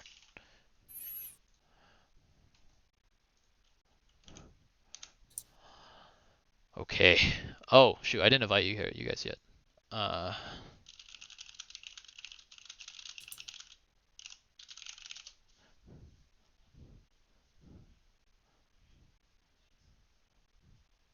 Alright, Chungus and Pizza. There you go. Thank you. Apparently you gain XP from spectating custom matches. I leveled up from that last one. Wait, what? Yeah. What the fuck? Any y'all League of Legends speedrunners in the Twitch chat, I got you with the strats, bro. Indeed. Okay. Chungus, are you here? He might be AFK. Okay. We might just have to get him in here later on. But, okay, with that then, let's go ahead and get... hop in. Yeah, I got you. Don't you have a game to prepare for, Ryan? Bro, you know we're gonna win no matter what, bro. What's the big deal? Okay. Come on, your boy just trying to have some fun with his life. Okay. Alright, we're gonna get Ryan on the cast here, even though he literally has to play the following game. Perhaps feeling a bit too confident. Oh, okay, bro. No disrespect, but no, I'm joking. No, that's disrespectful as hell. Okay, so let's get the interview candidates then.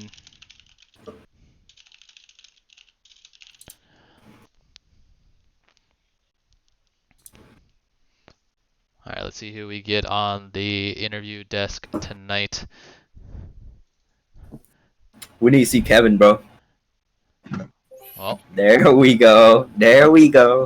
Okay, so the pair of Humble Donut and Anuhea going to be joining us on the desk here to get us into the mood for Strag versus Pokecard. So first question here, going to go to Kevin. How are you guys feeling coming into tonight, knowing that your season hangs in the balance? Do you guys thrive on the pressure, or do Strag under pressure? Ooh, you already know the biz, Roger. We be thriving, Gavin. Give me that chiving. Got to put those chives on your potatoes, but baked potatoes, that is. We're always out here trying to have fun. We're living on the edge. And that's how we do it here in the Strag. I know that little Miss Derek over there, Miss Humble Donuts, is shaking in his boots right now. So it's okay. It's okay. I'm here for you, Derek. Post game, I'll give you a little pat on the back. I'll give you a blue ribbon and a gold star to make you feel good about yourself. Okay. Okay, Derek. Okay. Okay. What do I even say to that? I don't know.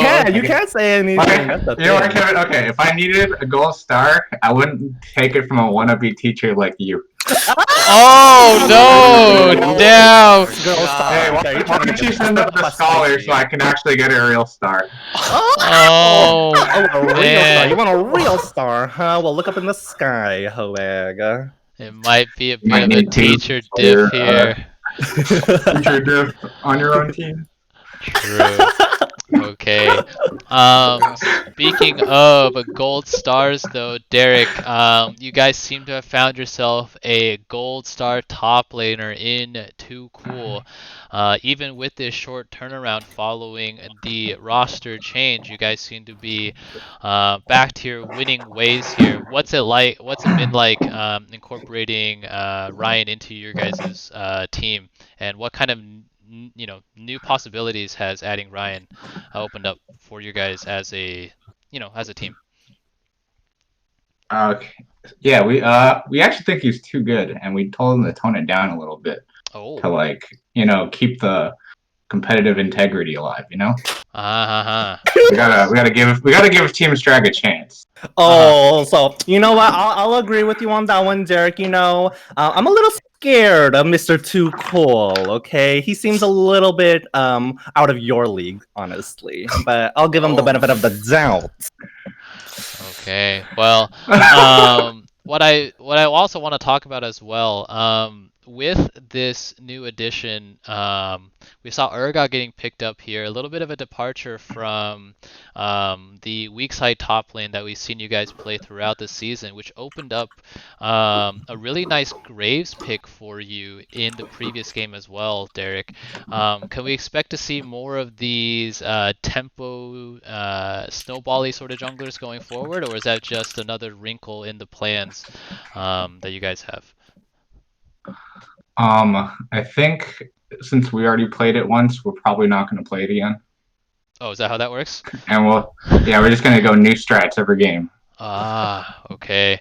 Well, we'll see here if this new strat leads to another win. I hope you guys are aware, but you guys are by extension of having 3 more games to go, you guys are the most in control of your destiny for that number 2 seed. So hopefully you can temper experimentation with results as well. But as it stands here, Pokey Card here going to be looking to claim a win, so they can lock up the number 2 seed. Team Strag need a win here to stay alive in the playoff chase. Hope you guys are well aware of those implications.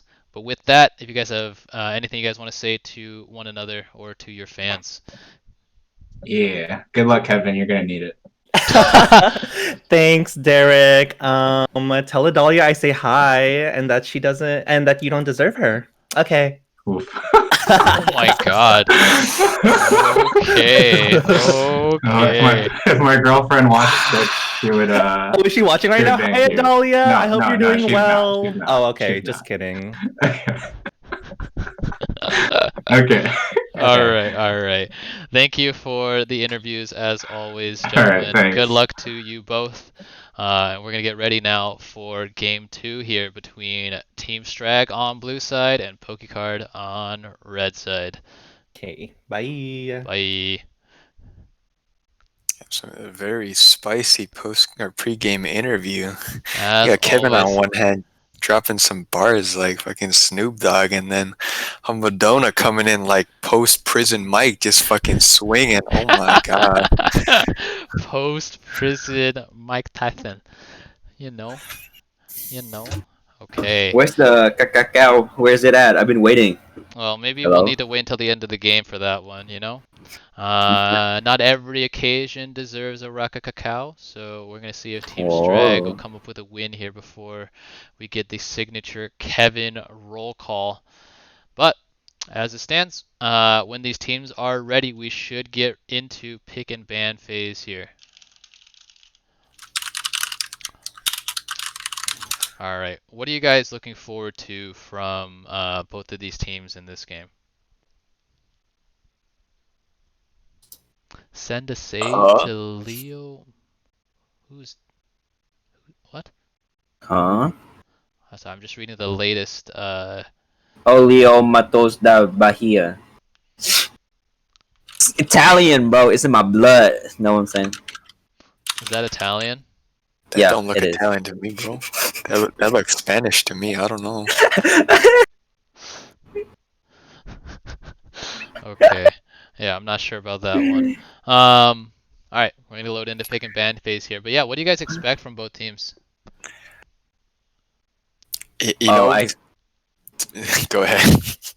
No. You go. I was just gonna say, as like a new caster, I'm not exactly too sure what to expect from either team. All I know is Kevin beyond that Janna shit. Apparently, the best platinum Janna you ever see, but not sure if you're gonna be able to see it this game. Well, we're not going to be able to see the Urgot here. Going to be taken away from Too Cool following an explosive debut against Hapuuma Matata. Going to be accompanied by Seraphine and Nocturne bands as well, aimed at Nocturne taken away from Humble Donut. Seraphine has been flexed here between the mid lane of Florzel and Pokey in the support role, so a good ban there. Meanwhile, going to be triple jungle bans coming out from Pokecard aimed at Kado, Hecarim, Olaf, and Viego all being taken away. It's going to be that Teemo. What the fuck? Teemo going to be locked in here first thing in the morning by Team Strag, who always know how to give us a good time. I look forward to casting the little devil in the top lane. Hopefully it is Devil Teemo as well. And wait, are they like just give up or something? Nah, you can't say that, bro. Teemo, look, they knew they were. This was the premeditated counter pick. Yeah, Ryan literally just like, I think he literally just came in his pants because he just saw the Vayne get locked in on the side of Pokecard here. And with this new top laner, there's no guarantee that Vayne is going to go in the bot lane. So we're going to see here if Too Cool has Vayne in the arsenal or if it ends up being a bot lane Vayne. Derek, what are you trying to say, Derek? Okay. Yo, what up? Oh. What the? Sorry. We got. No, that is not actually Teemo. That is not actually Teemo. That's Senna. Speaking, I seem to have gone too excited too early. A little premature excitement. Sorry guys. I thought I'm gonna see a Teemo top again, Vayne top. You know, like that. That's the shit I'm here for. But damn, they just gotta let me down like that. Okay, so with Zyra and Cassiopeia here being locked in, these are pretty traditional picks here for Strag. Zyra, we've seen being played in the support role by Anuhea. Meanwhile, Miss Killer going to try to give Cassiopeia a good name after Niku Toilet failed to come up with a win in the previous game. It's going to mean here that with 4 jungle bans coming out, going to be Skarner picked up here by Humble Donut. Unfortunately, with Lulu being locked in by Pokey, we're not going to see the kidnap combo of Skarner and Thresh, which always makes for a fun viewing experience. I mean, all I'm saying is Nock is a coin flip player. He either hit or he miss. So I don't know which one is going to be. Damn. Yeah. Already. I say with love and respect. Sorry, Pizza, what was that? Yeah. Already a lot of good targets for the Skarner. It's just gonna be a question of dodging out on some of the CC, namely the Zyra route and the castle. See if he'll be able to weave his way in and and pull the high priority targets. Yeah.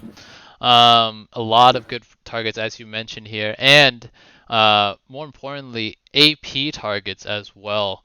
Zyra and Cassiopeia both not fond of building QSS. If you're at least an AD champion, that QSS can get turned into a relatively useful item later on in the game. But the QSS tax, if it gets paid by Cassiopeia and Zyra, will be a 1300 component that can otherwise not be built into anything useful. Yeah, unless you're Power of Evil and you finish that shit into Merc Sim. I don't know. I mean, but Cassiopeia can also take cleanse, like, last game, Neb took it and literally didn't use it the whole time. I don't think so. But he used it a couple times, but yeah, it wasn't necessarily used to great effect. When he did get binded, he wasn't necessarily in a position to cleanse from a lot of stuff. Okay, but wow. Let's take a look here at the picks coming in. Going to be a Renekton locked in for Algae, and Fiddlesticks now going to be the hover here for Kado. Wait, Fiddle. Okay, Fiddle's wow. really good for team fight. Yeah, so it's going to mean here that Fiddlesticks will get locked in. I think this is our first Fiddlesticks at the tournament, if I'm not mistaken. This should be a fun game to watch now, as we do have the potential for some explosive Crow Storms coming out. But this is a lot of magic damage coming out once again from the blue-sided team. Zyra, Cassiopeia, Fiddlesticks all doing a good amount of magic damage. It's going to mean here that if they fall behind, if they can start stacking MR, Senna, Renekton, not exactly the most consistent or bursty AD damage. Yeah, it's a very interesting draft. On one side, we have characters like Zyra and Cassiopeia who prefer to have the enemy team come into them, so they can drop the big grounding effects, the ults, and just tear them apart. But we see that the other team has opted for a Vayne Lulu as well, which wants the exact same thing to happen. So it's going to be really interesting to watch the team fights, see how they kind of dance around each other, and who ends up falling for the overextension in the end. Yeah. So let's take a look at some of the engage options coming out from either team then. Obviously Fiddlesticks, Crowstorm going to be a big one here. Skarner, Vladimir, both like getting into the enemy team. Skarner looking to abduct one of these very tempting targets. Really, Renekton is the only target that Skarner is sad about impaling. Meanwhile, Vladimir really wants to get in there as well, and with the pool has a lot of juicy targets to give the suck to, and not to mention the Volibear as well, which I do believe was locked in. And we're going to see where these champions go. Should be Volibear in the top lane, Vlad in the mid lane. And I mean, team fight wise, I think the two teams were playing Pokey and Strag. I think team fight wise, Strag has advantage because like with Fiddle, with Zyra, then with Cassiopeia even, it's just so much AOE, Yep. But on the other hand, we got Vayne. In this case, Vayne is like a champion that you have to be super, how can I say this, super patient, because if you go in too early and you eat CC, you're just going to get rolled over, Definitely. Yeah. A lot of big cooldowns that Vayne will have to play around this game. Like, she's going to have to wait for Fiddlesticks ult, Zyra ult, Renekton ult, Cass ult. Like, all these are big things that she can't really tumble forward into until they're expended. Yeah, I mean, I think they play more on pick. Like, they play around Skarner R, and then just let Vlad flank or Volibear flank and just do their thing after, Definitely. But I mean, that's just on paper. But how are they gonna execute it? It's another thing because. Yes. Oh, go ahead, Pizza. No, I was just gonna say the same thing. Like we can talk all we want in theory, but like the story of this tournament has really just been up to execution. I think that's gonna be the key in this game. Yeah. I like that as we approach the end of the season, we're seeing teams, be a little bit more experimental with their compositions, try to execute some of these harder to pull off compositions as opposed to just defaulting to the press R comps. I think really dominated the first round robin. Stuff like Skarner, Vayne, more single target oriented champions can still have a lot of potential if played properly. So Pokey card here as one of the teams I think have really tried to push the envelope in terms of different compositions. I'm really excited to see them try out this composition as well. I do believe it's going to be the first time on these champions for Florzel, Humble Donut, and Puppy Chow.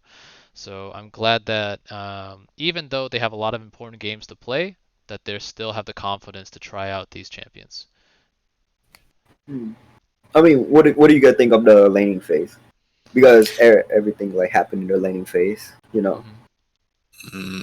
I think bot is going to be kind of hard to play on the side of Pokey card. Lulu Vayne is just looking to survive and scale, and they really just get poked out by Senna Zyra. Right. I mean, what I'm wondering right now is it gonna be fasting Senna? That's the question. I doubt it. That's a good point.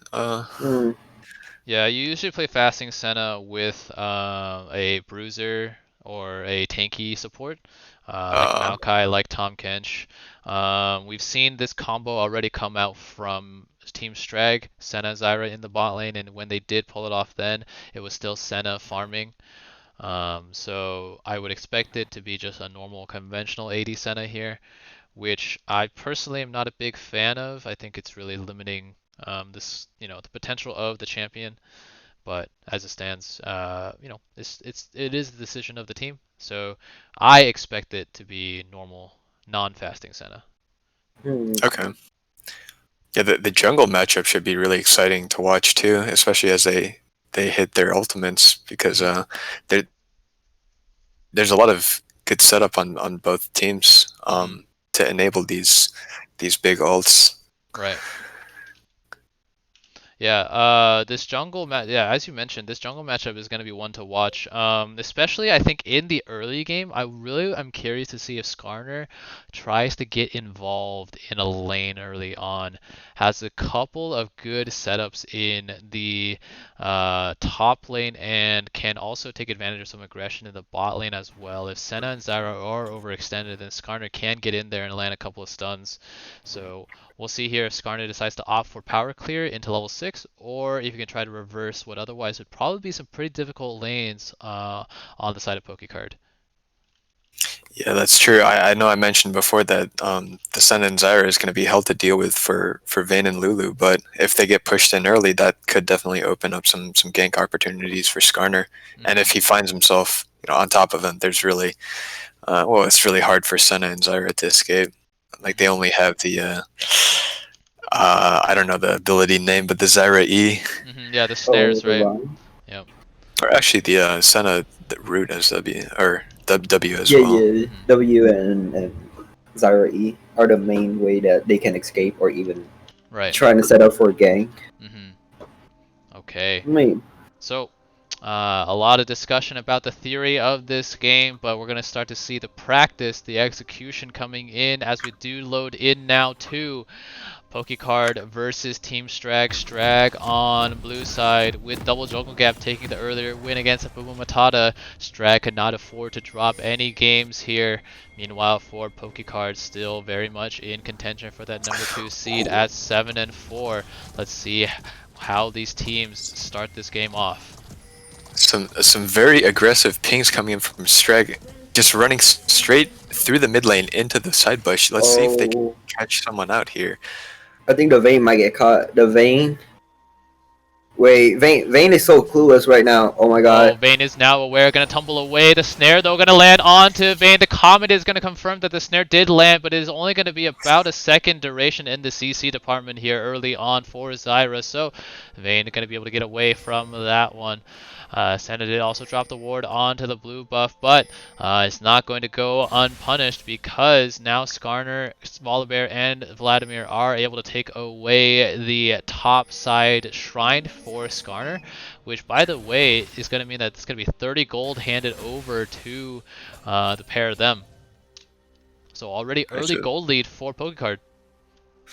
A bit of a mirrored invade, but notice that crucially, they did not drop any wards onto the blue buff of the side of Strag, whereas Strag do have a ward onto the blue buff of Pokey. Yep. Alright, I'm going to keep an eye on this red buff here because Zyra leashes, while they're very, very good, can also potentially take away the red buff. Okay, looks like it will not be the case here. So Fiddlestick's going to get the Omega Zyra leash here. But interestingly here, Fiddlestick's not going to start going to opt for a full clear here, which Fiddlesticks can do. I wonder here if Kato is practiced on the Fiddlesticks. The jungle clear is very, very potent, but it also takes a little bit of practice to really know where to stand to be able to give two camps this big suck simultaneously. And it looks like here Kato just going to opt for the more safer single target camp clear one at a time instead of the dual leash.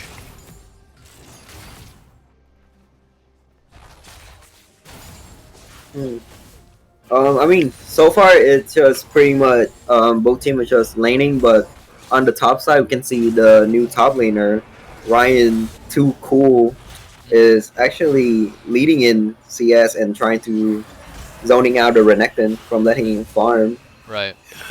Definitely bullying him out early. Yeah.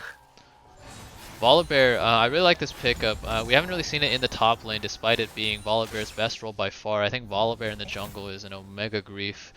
But as it stands, yeah, early advantage here against Renekton, who is usually a premier top lane bully. So up about 10 CS as Renekton picks up scraps underneath his turret. I mean, the reason why that Renekton is at such disadvantage was because he ate like 2E and doesn't know how to dodge it. So plus Volibear is going during ring, so you know that ability power in early game is like helping a lot. Right. Yep. So Fiddlesticks and Skarner both gonna opt here for the 5 camp clear into the Scuttle Crabs. Fiddlesticks going to now spot that Skarner did take that one away.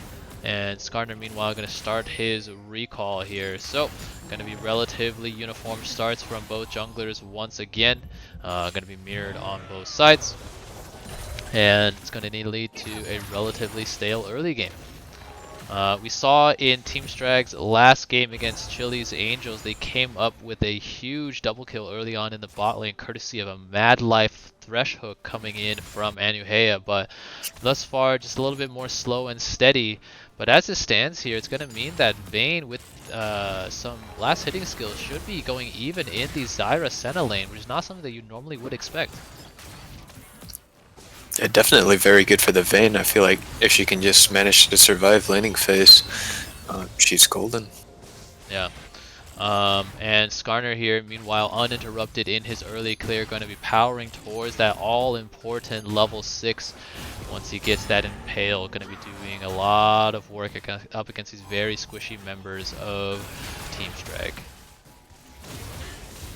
I mean, about scaling, who do you think has the better scaling comp? Like, if they're gonna go to super late game. I think it's going to be really hard for Strag to play. Why so? Why do you think so? I think Vlad, late game, is just so potent, and it's going to be relatively easy for him to get past, you know, these linear skill shots coming in from Senna and Zyra. The thing he really needs to watch out for is the fear from Fiddlesticks. If you can get past that, I think it should be okay. There is quite a bit of point and click CC on the side of Strag with the Fiddlesticks fear, and also the Renekton W. Yeah. What do you think, Pizza? Do you think that Strag, or do you think that... Hold on, there's going to be aggression here in the bot lane as Zyra gets probably more going to have to flash away from the Crystallize, but the Crystallize did tag Zyra, which means that Zyra will get tagged up here. However, Zyra with the heal coming in from the Senna movement speed, sorry, the movement speed coming in from the Senna heal, I got that mixed up, going to mean that Zyra lives to fight another day. Yeah, so that's Flash expended for Humble Donut, but he also has Hex Flash, interestingly enough. I don't know if that's a Yep, that's a Skarner build. Yep, that's a okay. Skarner thing to do now. You take Hex Flash with Nimbus Cloak, and you just go in at Mach speed. Makes sense.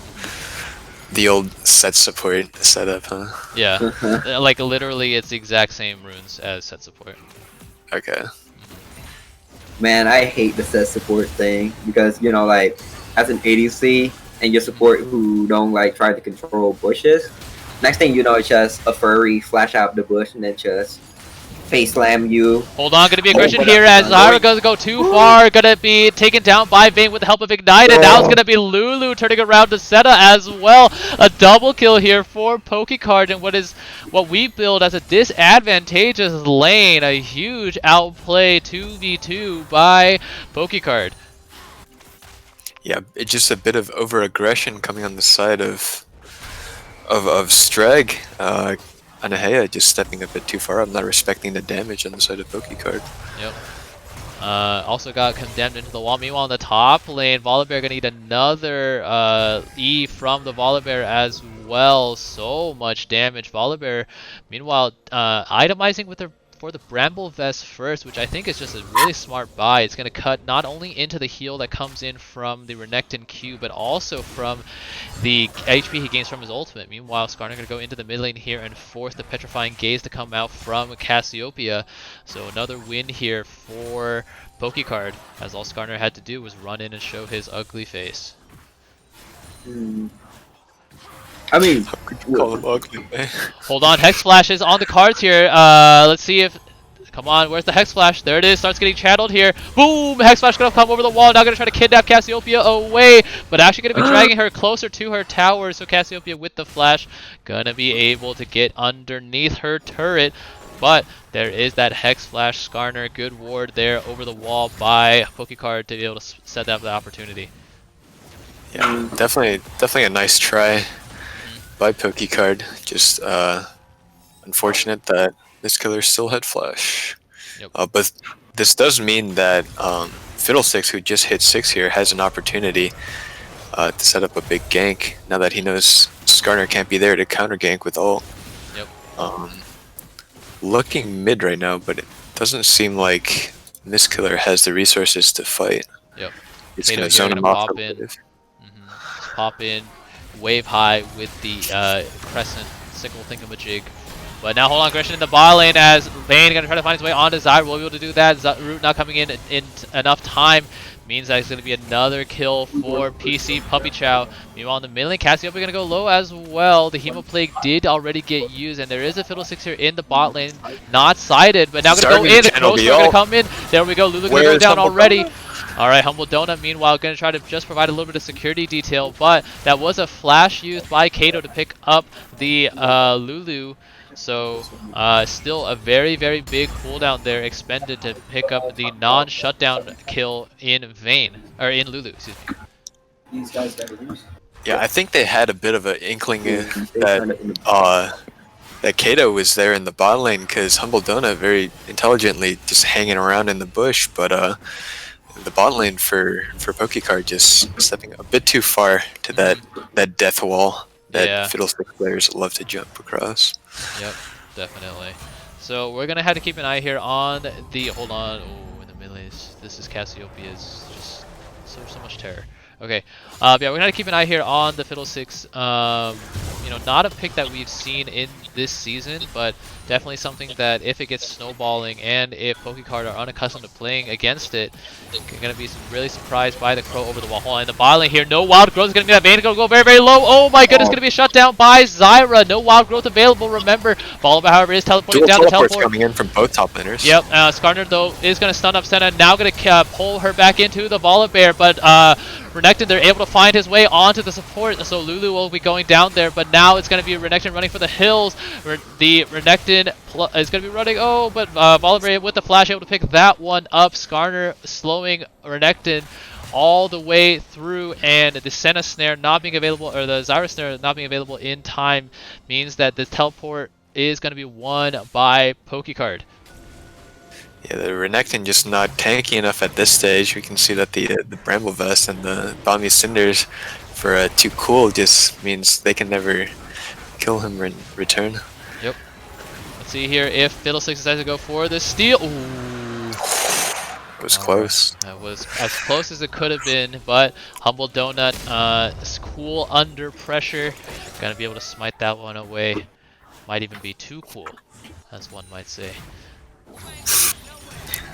That's the worst pun I ever hear.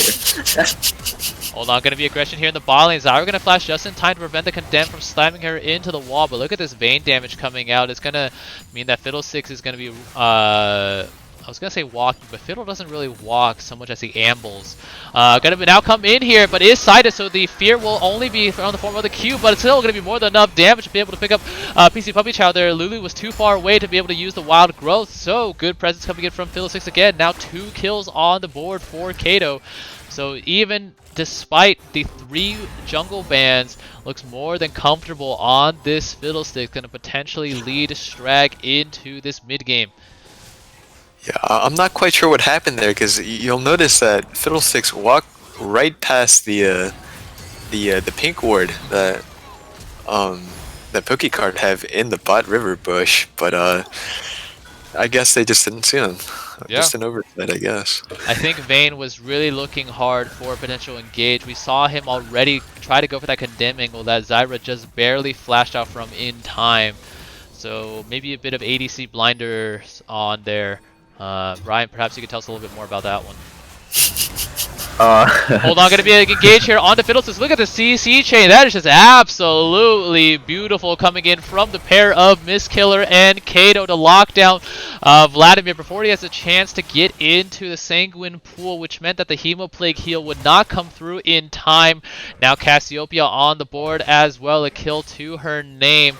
Now Cassiopeia can really be feeling herself up against Skarner, who now drags Cassiopeia back into turret, but the flash going to be enough to get her away. That would have been a kill for Skarner, courtesy of the Crystallized auto attack stun, but Cassiopeia here forced to blow flash yet again. Dang, it just seems like every time PokeCard tried to look for a pick, Strag just have all the summoners to get away.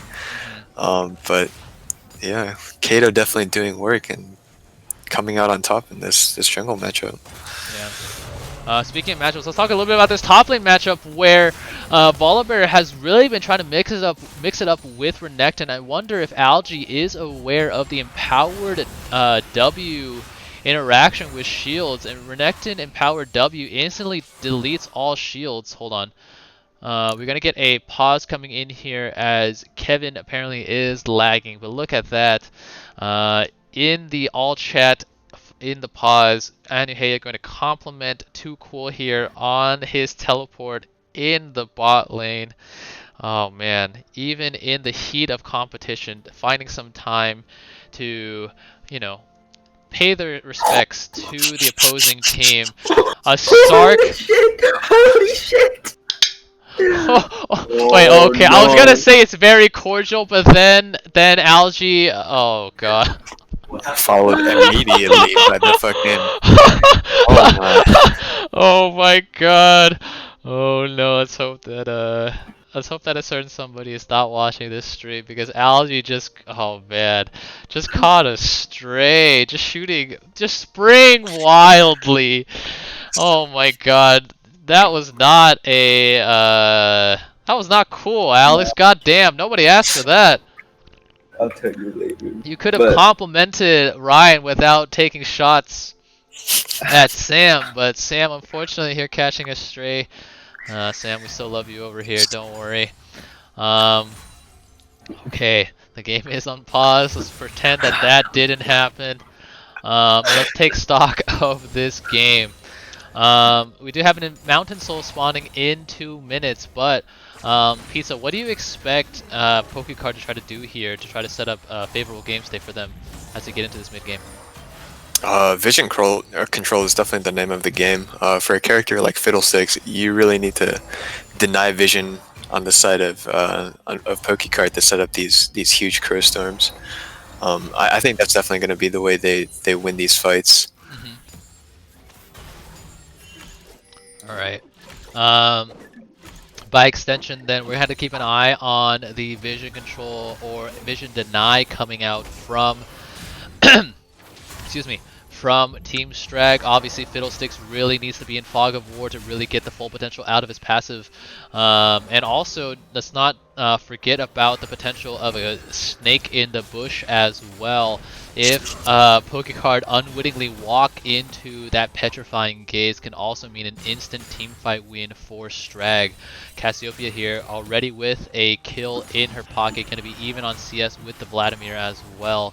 So keep an eye on that. Yeah, go ahead, Pizza. They do spot him out doing the Herald, but it doesn't seem like they're able to do anything. Hold on, Zyra gonna go.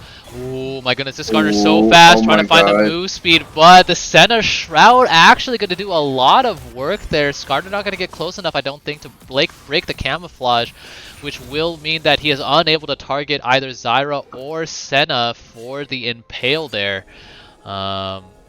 And that was Skarner's real flash, if I'm not mistaken, which is a huge cooldown for Skarner to really try to find a crucial pick. I mean, even though like I think Fiddlestick is kind of caught up with like over ganking a little bit, because right now Skarner is just like gapping him in CS and ahead in 1 level. So right now Smite War would be a lot harder for Fiddle to win, you know.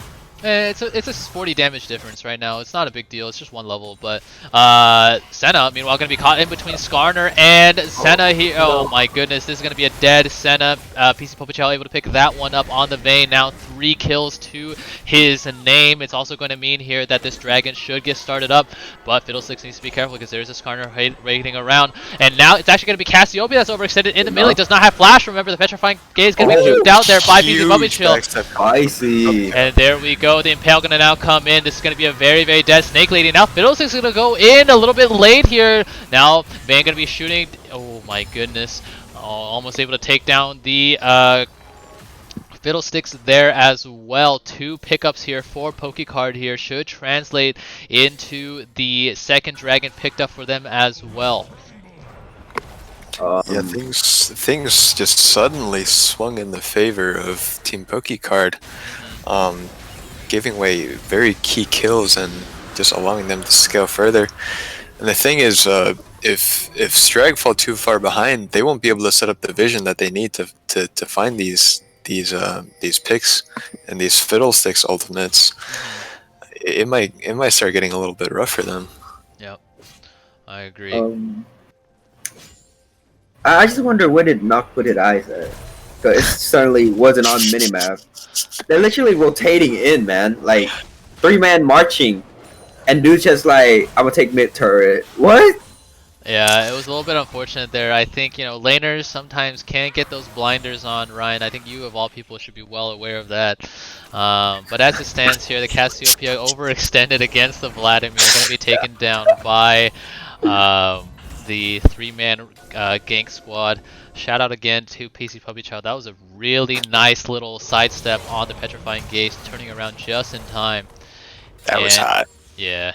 In the top lane here, I really want Renekton to recognize what his W does, because again, it breaks the shield. So if he can hold his empowered W until that lightning gets called down, then all of a sudden Volibear is going to be a lot less tanky than he assumes. Meanwhile, in the middle, going to be aggression here as the pool going to be dodged, use the dodge the Petrifying Gaze, but Vladimir's still here. Oh my goodness, so much heal coming in, And the Cassiopeia flashing into tower range means that Vlad gets a little bit of help from his mid lane tier 1 turret as well. So Cassiopeia, after picking up that first kill, going to be now 1 and 2. Meanwhile, there is that whole trade to the top lane. Going to be that stuck coming in from Renekton to pick up a solo kill for Algae onto Too Cool.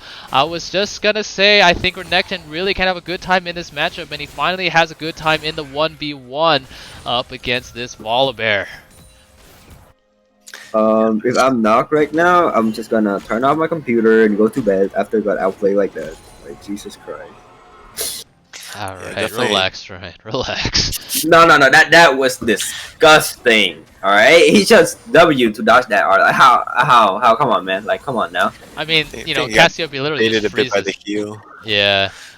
The Vladimir, the third heal coming in from the transfusion, is empowered against champions. Gonna do so much healing. But yeah, Noct didn't do himself any favors. They're flashing in right on the edge of tower range. And now gonna be down a level to Florzel in the mid lane on Vlad. Yeah, also Vlad do be abusing that verdant barrier. True. Yep. Verdant barrier will get nerfed next patch, I believe, but it's still very, very strong in this current edition. Zyra's meanwhile going to be eating the Vayne poke. Oh my god, 3 shots there. Not on the same page with her AD carry whatsoever. Scholar was backing up there, but Zyra wanted to get in just a little bit more poke. Going to mean that Zyra Flash is once again down.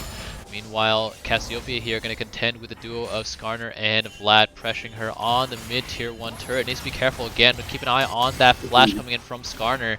Can just flash over the wall to abduct the Cassiopeia to her 3rd death.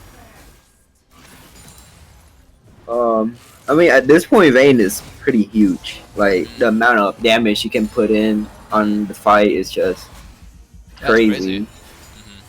Yeah, at this point with the Kraken Slayer, Senna and Zyra are within 3-shot range if a crit comes through. If there's picks on her as well from Lulu. So if you're the spot lane from Strag, I think you gotta try to find a way to get out of laning phase here, where the point and click CC of Renekton and Fiddlesticks can help you deal with this Vayne a lot better. Definitely. But at the same time, I kind of want to see Pokey card try to use the advantage that they've built up and just beat down the bot lane of Strag, who have been struggling really hard. Yeah, I think we're seeing the inklings of that. Skarner is hovering around, although Strag did ping onto Skarner's location, so they should be aware of where the Crystal Scorpion is. But Skarner gonna be happy to be around here anyways, because the Infernal Dragon is spawning here. We are gonna get Infernal Soul here in game 2. Should be a very, very explosive team fight here around this dragon. And I think whoever comes out on top here is really gonna start dictating the events of the next 5 minutes. I mean, so far both teams looking well, never mind. I was going to say balance, but then I look at the goal and it just tilts to one side, which is Pokey Car. They leading with like 2,300. Like, and it's been 22 minutes and no turret have been taken. So. Yep. Yeah. Let's take a look here now as Dragon is officially alive. Let's see if Strag here can set up that Crow Storm. There are teleports available for both top laners here, but this dragon is already dead. This Vayne doing so much damage, and now teleport going to come in from Volibear. I don't know if they can really find anything here. Skarner going to rush in, going to get rooted up by the Zyra snare, but ends up being a teleport wasted. Pokecard not going to be too upset though, because they are now on Infernal Soul Point. So Strag here running out of time to try to find an answer to this Vayne, and with Vladimir scaling up in the mid lane as well, it's going to be a tall task for Strag.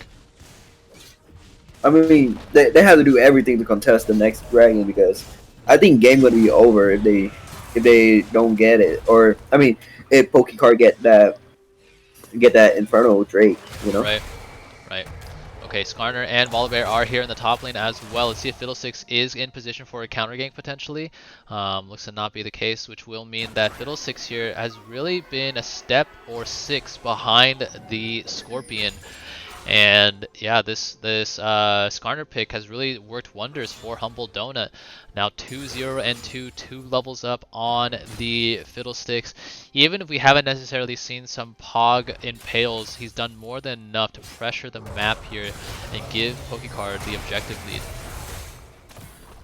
For sure, definitely blew some key summoners early in the game and really just enabled his laners. Yep. And we just saw there Zyra going to be walking too close to the Vayne, not respecting the wallbang potential. Now Vayne going to take down the turret before taking down Seta as well. Oh my goodness, PC Poppy Chow is absolutely popping the fuck off. Going to take down the bot lane of Strag in a 1v. Well, it's 2 1v1s, let's be honest, but able to pick up a double kill there. Now at 5, 2, and 3. Now going to be 3 members here of Pokecard pushing down onto this tier 2 bot turret. Fiddlesticks, meanwhile, nowhere in the neighborhood. Cassiopeia trying to contend with the Vladimir in the mid lane. And Team Strag here, their season is hanging in the balance. It looks to honestly be on life support here, as Pokecard can come out with another strong game. You know what I'm gonna say? You know, like I said, at this point, they should just turn off the computer, go to bed. You know, save your strength. Maybe next season come back. All right, I'm gonna remember that one if you guys end up taking the L, or if you guys are about to take the L next game, Ryan. Okay, just keep that energy. You know, you and I watched that interview yesterday. You know, you gotta make sure. Yeah, bro, trust. I was trash talk my whole way through. I'll follow Kevin Garnett footsteps. Okay. Yeah, trust. Keep it coming. Keep it coming. Oh man. Okay. So, looks like for Pokecard here, you're gonna take it nice and easy. Obviously, again, are on Infernal Soul point, so they know that they can get a favorable team fight in 2 minutes. They are up about 5,000 gold as well. What's it going to take here for Team Strag to really get back into this game? Honestly, I think at this point it's more about Pokecard making mistakes and getting caught. Otherwise, you know, they just run the map right now. Man, I don't know, bro. You just asked that question, or you? Come on now. Well, what does it take? Yeah, what does it take? What does it take, Ryan? It's gonna take like 20 throw, maybe. You know, like somehow shut that Vayne down. She don't know how to precision. Maybe you know that the Skarner just run in and then get caught instead of like kidnap anybody. But then they still have to deal with a Vlad and a level 16 Vlad, man. Come on now. How are you going to deal with that? Yeah, definitely. The Vlad is very strong as well. We've been talking a lot about the Vayne, but a huge secondary damage source coming in from the Vlad. 2 items completed already. Yep. Yeah. And also only, they have... Hold on. Going to be a potential engage here from Skarner onto Fiddlesticks. Going to be just fast enough is this Scarecrow to get away from the 6-legged Crystal Scorpion. And they also have Mama Bear on the top side, you know? Mama Bear. Yeah, Why is it Mama Bear? Why is it not like Papa Bear? Because Papa Bear is not a real thing. I'm sorry. What? Okay. Okay, alright, we're going to talk about that a little bit later because Infernal Dragon is due to spawn here.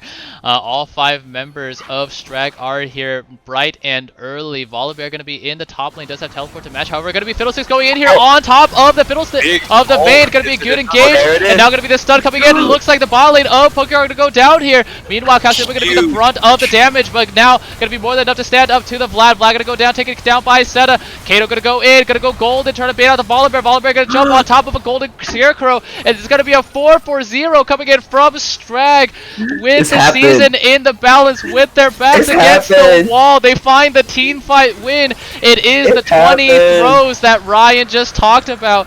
What seemed to be incredulous to Daddy No Chill has become a reality for Strag as they pick up a huge win at this Infernal Soul Point fight, and now are going to potentially be able to translate this into Baron as well.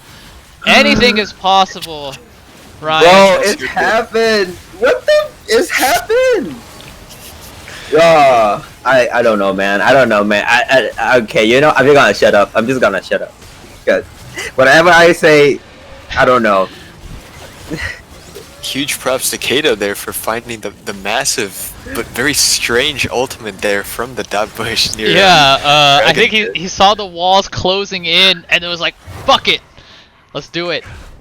Cocks out, lad. Cocks out. Let's go. Able to find a massive ulti onto the Vayne, even through the wild growth. Did go down there. Unfortunately, did have both summoners available there, so maybe thought that he was a little bit safer than he was. But yeah, as it stands, massive play coming out from the Fiddlesticks.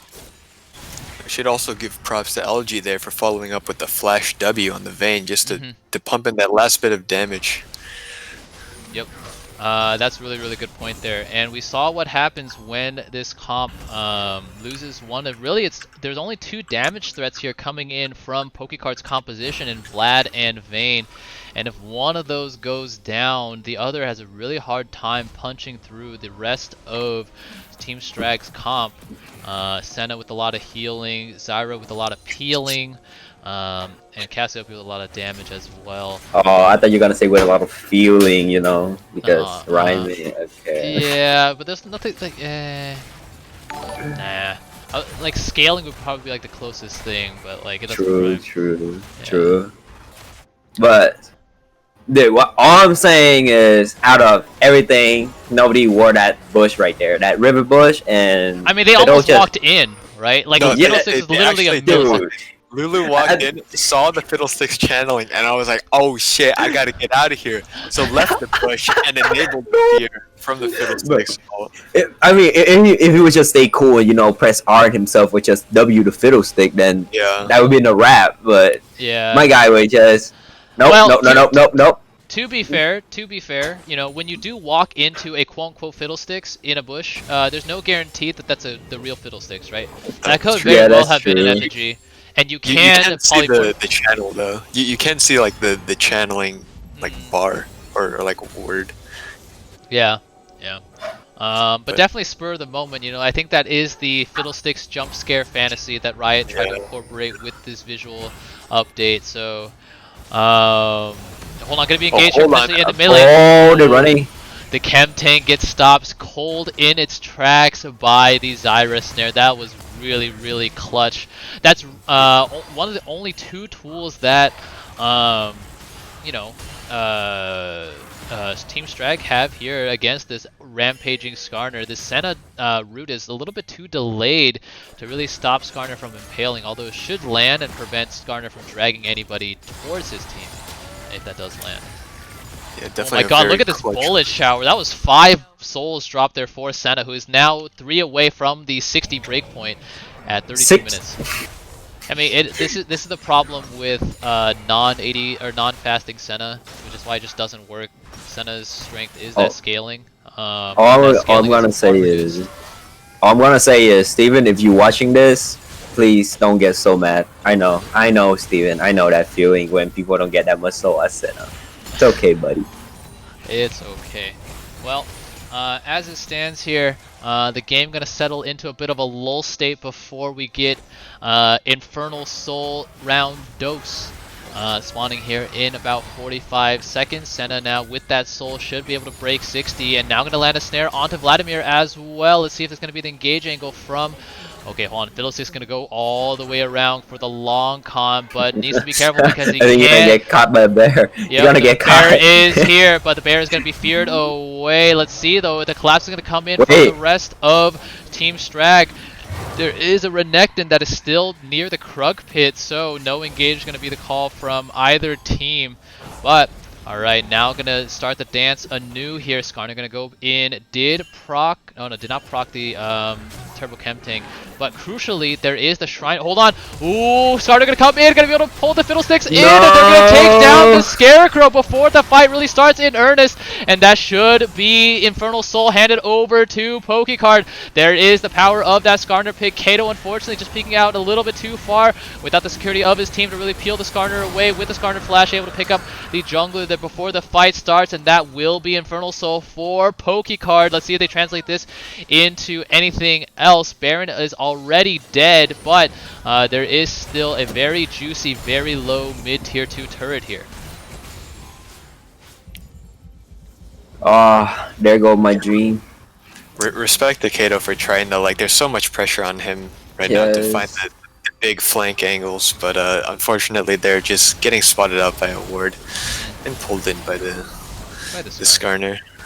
By the Skarner. Yeah, a bit of a kidnapping there, but you know, still a lot of potential here for the Fiddlesticks. We've seen what happens when he can land a crucial ultimate onto either Vayne or Vladimir.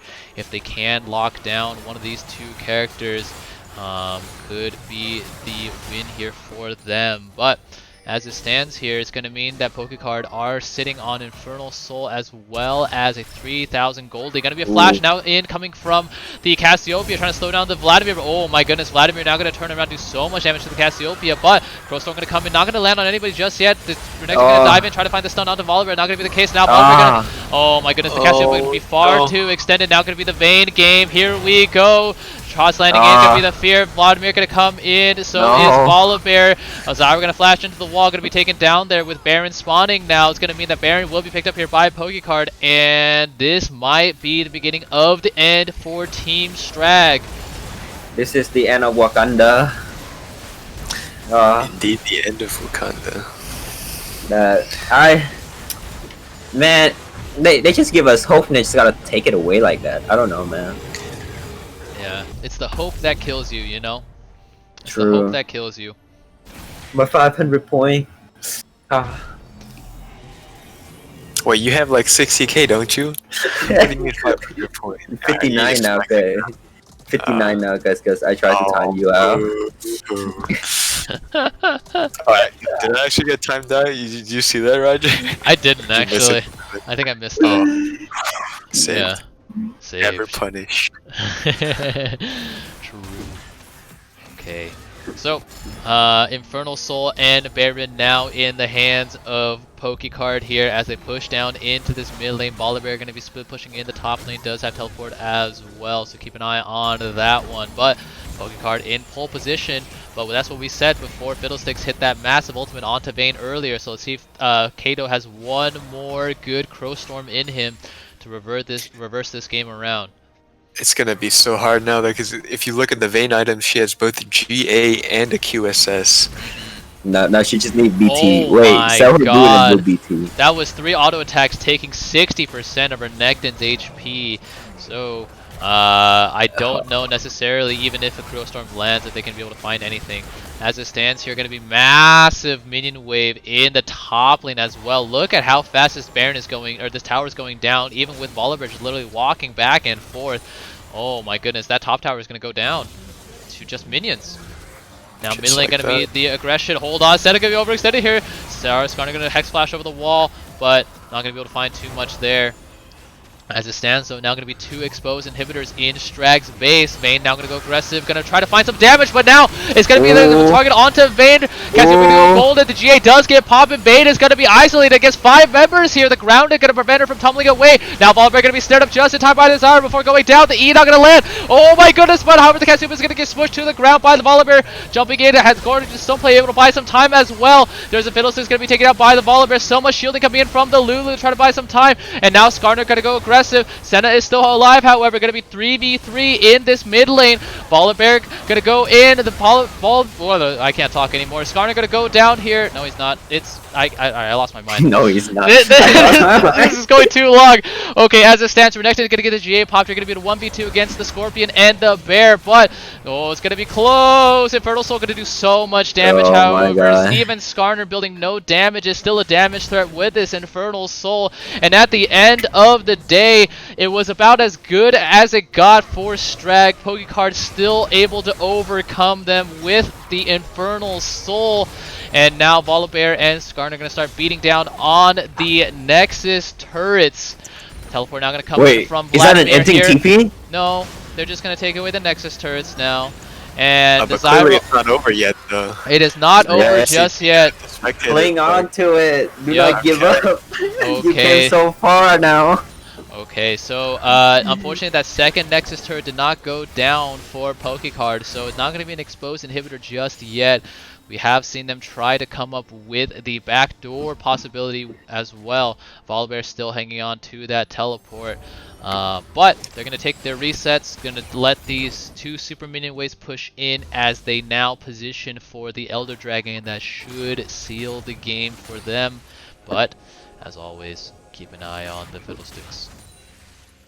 I mean, at this point, I think it's just over. Because they had that perfect comp right there. They killed a Vayne, and then they killed a Vlad, but the Bear and the Skarner is just, you know what? You guys did your job. Just let us take care of this. Tang Nation, you know. Speaking of Tang Nation, Volibear picked up a Zhonya's. Oh. Jesus. Huh? So one just flash. I think that was a Fiddlesticks effigy. Oh. Yep. I swear, bro. They need to chill out with that thing, bro. I don't like it. They need to chill out with that. True. Okay. So, Elder Dragon now going to be started here. Going to be a very, very fast dragon courtesy of this Turbo Vayne. Already down to about 8,000. Fiddlesticks that will be able to get over the wall here. Starting to channel the Crow Storm. The Elder Dragon is still very, very healthy here. Down to about 3,000. Let's see if the Smite Fight comes in. It's going to be smited away. No, it's not. The Dragon is resetting. Going to be taken down by Senna. The Elder Dragon does get picked up by Senna. But it's not going to be enough because, they're going to already 4 members dead here for Strag. The Elder Dragon reset, I think, through 2 smites. Cassiopeia gonna try to hide. Oh my goodness. Cassiopeia tried to hide on Bush, but Vayne gonna be able to spot that one out from a mile away. And Strag, to their credit, did not go down without a fight. Did end up taking the Elder Dragon, but not before they all just died to the Vayne, which is going to give Pokecard the win. GG to Pokecard. Of course, what a game. Yeah, this is the game to see the victory screen. That's right, that's right. It's only fitting. Okay. Oh, I don't know, man. That was such a roller coaster of emotion. That was a roller coaster, wasn't it? Okay. Wow. They gave me hope and they just take it away, you know? It's just, come on, man. Good job by Strag. Definitely showing a lot of fighting spirit in some of these teams they're behind. Yeah, let's take a look at some of the big plays. This Vayne got a couple of kills in the early laning phase, and then it really blew open in this bot lane duel at the 10-minute mark, punctuated by a pair of TPs coming in from the top laners. Vayne actually going to eat the majority of the burst coming in from Senna and Zyra, but all this fighting going to attract the attention of Skarner, Volibear, and Renekton, so all of a sudden it's going to be a zoo as Senna gets impaled in, and now it's going to be this duo of Volibear and Skarner that really showed up throughout the game, taking down the Renekton to give Pokecard the team fight win and secure them the first dragon of the game. And we saw Strag really fall behind after that. Vayne and, just crucial picks around the map. But let's see where Strag try to get back into the game courtesy of a massive Crow Storm coming out from Kato at this potential Infernal Soul point. Keep an eye here on the Fiddlesticks, who almost got sighted. Let's really take a look here. I'm going to play it in about half speed. So here we go. Is this plus and minus? Okay.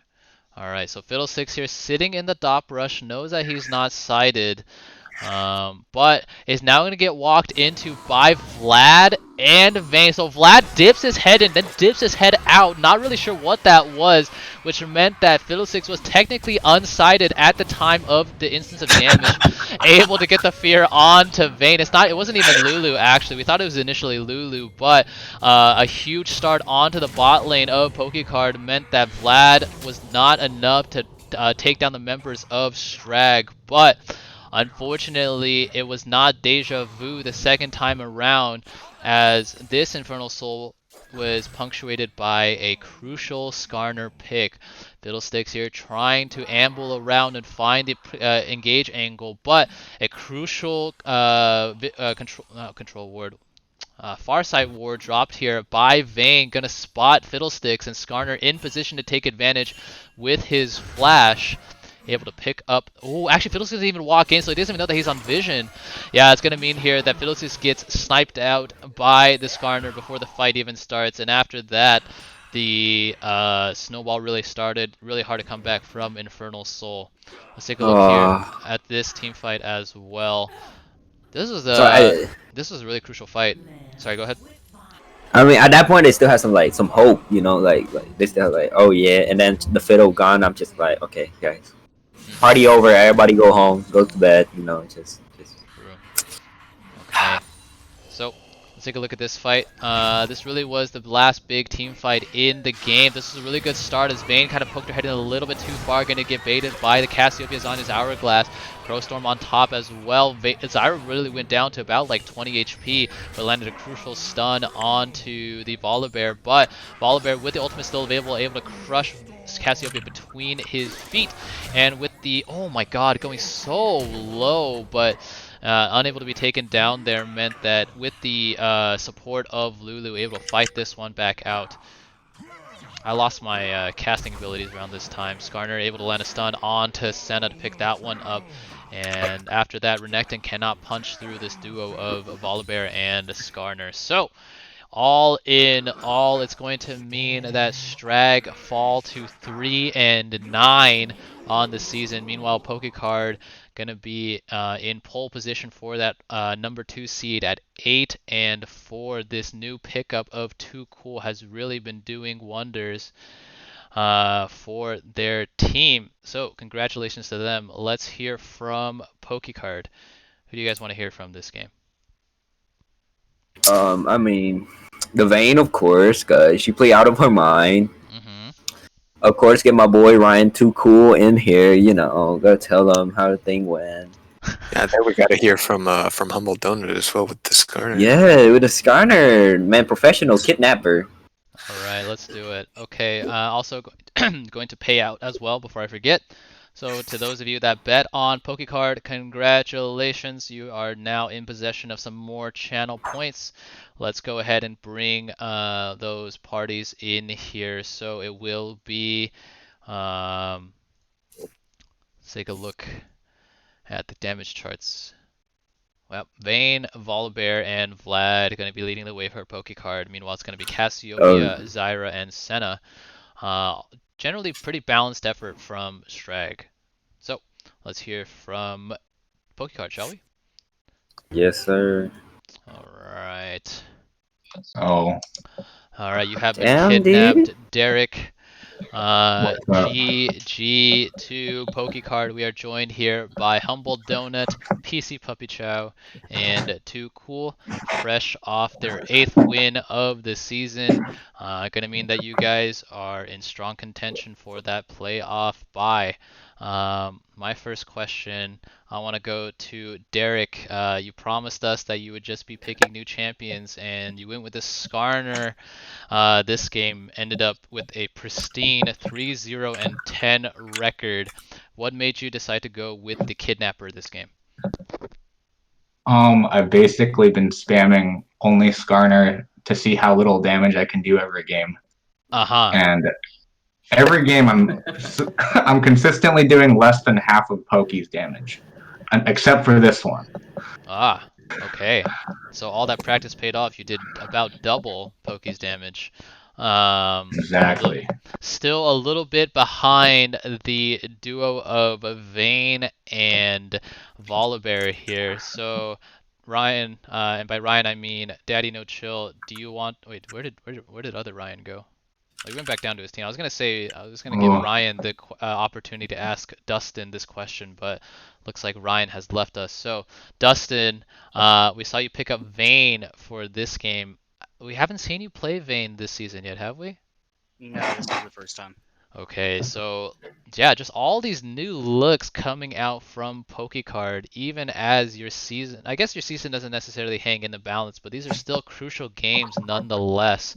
What gave you the confidence to pull out Vayne, especially against this very, very supposed to be lane dominant duo of Zyra and Senna?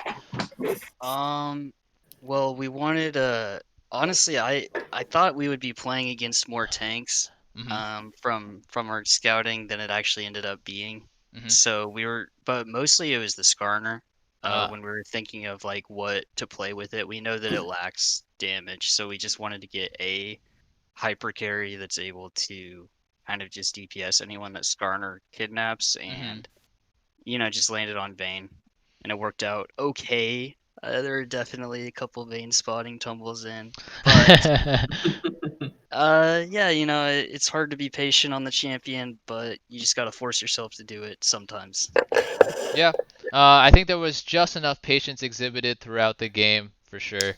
And yeah, a lot of damage, a lot of lane bullying as well, which is not necessarily, Vayne's personality, but another champion that other teams have to watch out for now going forward.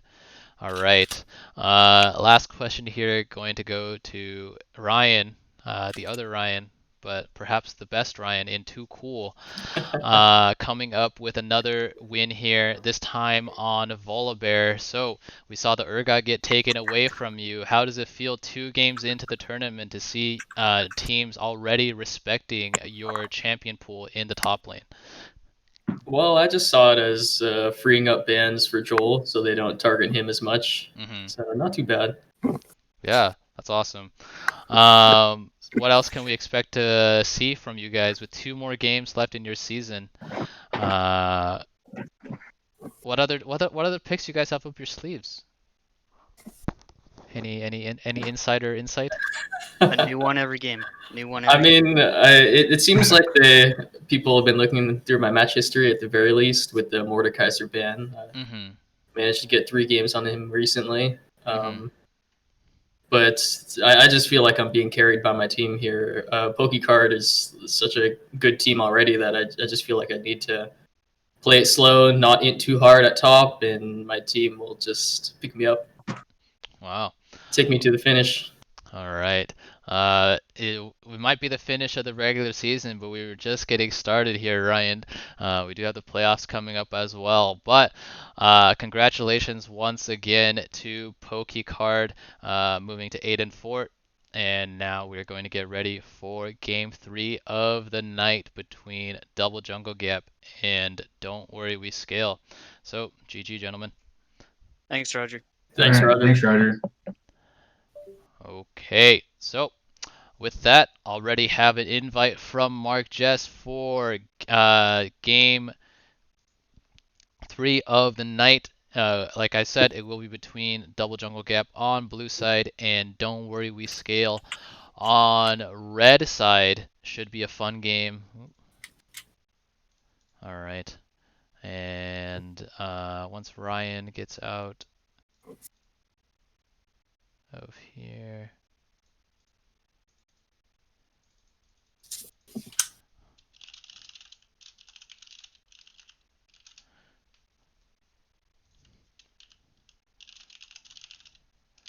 Hold on. Nep, you can't get invited when everyone is in like this. So what needs to happen is one of them needs to leave, and then I'll invite you. You'll hop down, and they'll get re-invited. So I'm gonna talk to the teams, and we'll get that set up. All right. So gonna check in now with Double Jungle Gap, and Don't Worry We Scale. All right. So, hello, gamers. Hi. Ready for game 2? Ready to Interviewee? crush the Ready. dreams of Don't Worry We Scale? Don't worry, we scale. Okay. Well, You kind of cut out what? Never What? mind. Don't worry about it. Don't worry about it. Okay. What? All right. Hello, hello, hello. Okay. Get Zach back in here. Get Zach back in here. There we go. Are you guys ready? Get me out. Oh no. What do you mean? Zach? What do you mean? Get me out. Okay. All right. You guys know who's sending up? Jesse. Okay. All right. Here we go. So, gonna be a pretty pivotal game here. If Double Jungle Gap come out on top, it will lock in the top 6 here for the playoffs. At 6 wins, it will be out of reach for both Team Strag and Don't Worry We Scale. Double Jungle Gap already victorious earlier in the night against Hapuuma Matata. Let's see if they can keep up their hot streak here. But meanwhile, for Don't Worry We Scale, they can control their own destiny a little bit by coming up with a win and keep them in contention for the playoffs. All right, let's get both interviewees up here. What have I used? I've used Owo and Uwu today, so there we go. Gotta hit him with a new emoji every time. You know? Uwu. Owo. True. You guys doing like a triple cast today or quadricast? Quadracast, indeed. Yes, sir. Quadracast. All right, so going to be joined here by the captains of both teams. XX Pelvis Pablo, XX going to be representing Double Jungle Gap. Yep. Well, nice getting along here. And Mark Jess, going to be representing Don't Worry We Scale. So, going to have our first question directed towards XX Pelvis Pablo, XX. All right, Calvin, fresh out of homework jail, seem to be crushing all the dreams here of these teams that you're playing. Crushing Hapuuma Matata's dream of a playoff bye. Now going to potentially be crushing the dreams of both Team Strag and Don't Worry We Scale with a win here. Why are you guys such big assholes? What I do? We're big assholes because we're here to show that we mean business, okay? We ain't no jokes over here. We're putting up fighting words and we're gonna take W's. Putting up fighting words. So being a bully, huh? I see. Yeah, damn, just dream crushers over here. What's up with that? Okay. Meanwhile, for Jesse, your team were able to come up with a win in your last game, I believe, versus Supportive. A really, really clean game, if memory serves as well. So, how are you guys looking to build upon that momentum and scale into the very, very end of the season? Well, I think true to our name, we have to make sure we scale all the way. So, looking to get past this gatekeeper here. Yeah. Searching for a good win. Okay. So let's see here if you guys can do just that. Anything that you want to say to Calvin and to his team for being such big bullies? I don't know, man. Just let us through. Let me in. Check your PayPal. Let me in. True. Okay. So with that, then I will let both of you get back to captaining your respective teams. The night is getting long, and we got to get going here for Game 3 of the night. So good luck to you both. Good luck. Good luck. Have fun, dude.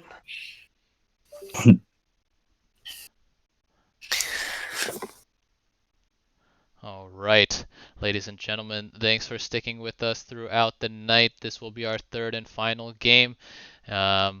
should be fun, and a lot of potential implications as well. Again, double jungle gap can move to 6 and 7 with a win here, and if they do just that, then they will be out of reach for both Strag and Don't Worry We Scale. If I'm being completely honest, I want everybody to be in it until the end. So a little bit of caster bias here going towards Don't Worry We Scale. We're going to welcome Pagey, aka Chungus, back to the cast.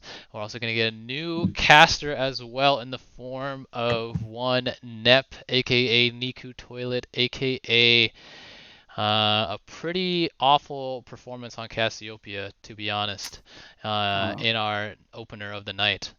What's going on, Nep? You feeling okay? You know what? It wasn't a good day.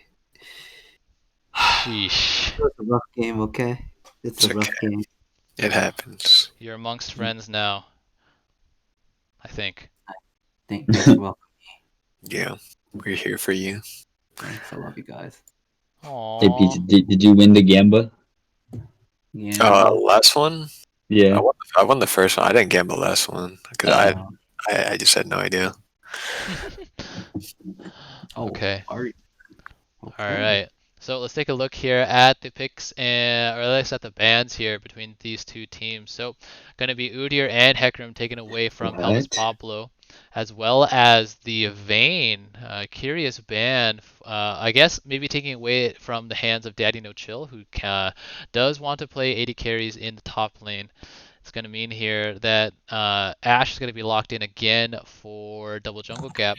But it's going to also mean here that Peach Rose does get her hands on that coveted Seraphine. Let's see if the Braum comes up yet again from the northwest after a strong performance on that champion in game 1 of the night.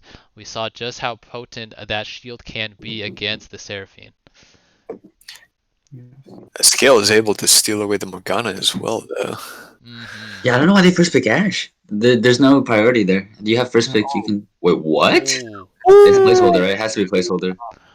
Let's take a It look. has to be placeholder. It is Braum indeed. We're gonna see the Braum counter pick. Okay, so yep, there it is. The Braum going to be locked in here. That Ezreal is not Ezreal. That is a Braum. So we will not see Ezreal Ashe in the bot lane. Although that would be kind of fun. Wait, what? Oh my god. Okay. Okay. Just playing with my heartstrings this game. All right. It's going to mean here that Leona going to be locked in though for Wait, what? Don't Worry We Scale. So maybe we're going to see Seraphine ADC here. Because there are no placeholders being announced by Don't Worry We Scale. It'd probably be a Seraphine mid. Peach Rose has shown quite a bit of big performance on it previously. Yeah, but like Morgana, Leona is that a thing? No, so it's probably gonna be a Morgana jungle and Leona. Oh, that's right. I forgot about Morgana jungle. How could I forget? Wait, is it actually? Yeah. So it came out in their previous game, which they won, by the way. And Morgana just like popped the fuck off, did nothing for like 15 minutes, and then just threw bindings on cooldown every 4 seconds. It was actually pretty funny. So I totally forgot that Kinuhata here plays Morgana jungle, but that makes a lot of sense now. So we're gonna see probably Seraphine piloted by Peach Rose in the mid lane, Morgana played by Kinuhata in the jungle, and Soleilene here will get her hands on her preferred Leona now that the Rel did get banned away. This probably will be an 80 carry pick here to hide the top lane pick for the end. Is this Yone a substitute? Yeah, Anivia. Yone's Anivia. Yep. Got it. Thank you. Yep, it's gonna be a Caitlyn. Caitlyn's pretty good here. Yeah, Caitlyn Morgana is the classic. Wait, it's Caitlyn Leona. I mean, we could see Leona jungle. True. Just painfully clear 3 camps at 315. Just pay. All right, let's see what Double Jungle Gap decided to round out their composition with here. Okay. It's going to be a Kane locked in here for Pelvis Pablo, I would imagine, with 3 range champions already locked in on the side of Don't Worry We Scaled. This should end up being a Assassin Kane game. Not sure. I don't think he plays Shadow Assassin. I think he only goes Rust. Yeah, I was going to say, I haven't seen Calvin play Blue Kane before, but it's going to mean that if he tries to go for the Red Kane angle, it's going to be a little bit harder for him to get that transform in a reasonable amount of time. This Malphite troll is kind of, or Malphite pick is kind of troll. Yeah, he can't move into that team. Oh, he just needs to go for a flank. Okay, so it is in our pit. No. Interesting. All right. Okay, so you saw the compositions, ladies and gentlemen, which will mean that we can officially start our third Gamba of the night between Double Jungle.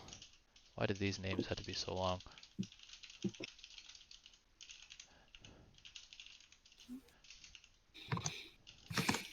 Okay, here we go. So the Gamba is officially live.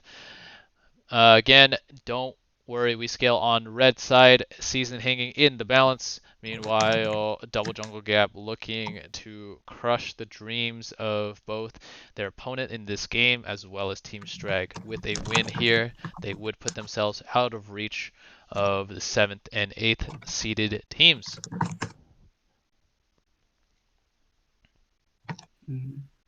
All right, taking a look at these compositions, Chungus, which composition do you generally favor? Assuming that, let's say that it's Blue Kane. Oh, if it's Blue Kane, I think Blue Kane does really well into that team. If it's not Mega Gnar, he can basically one-shot 4 members. But if he goes Rost, like Pizza said, Rost and Malphite are like kind of in the same thing where they have so much CC. If they hit you with one like thing, you're eating Caitlyn traps, you're eating Morgana roots, and like maybe if he goes Everfrost, like you just can't move. So it's really hard for them to play. In front to back, they have to play around Ashe damage and Anivia damage, which isn't like it's not as they don't have as much sustained damage as Don't Worry We Scale.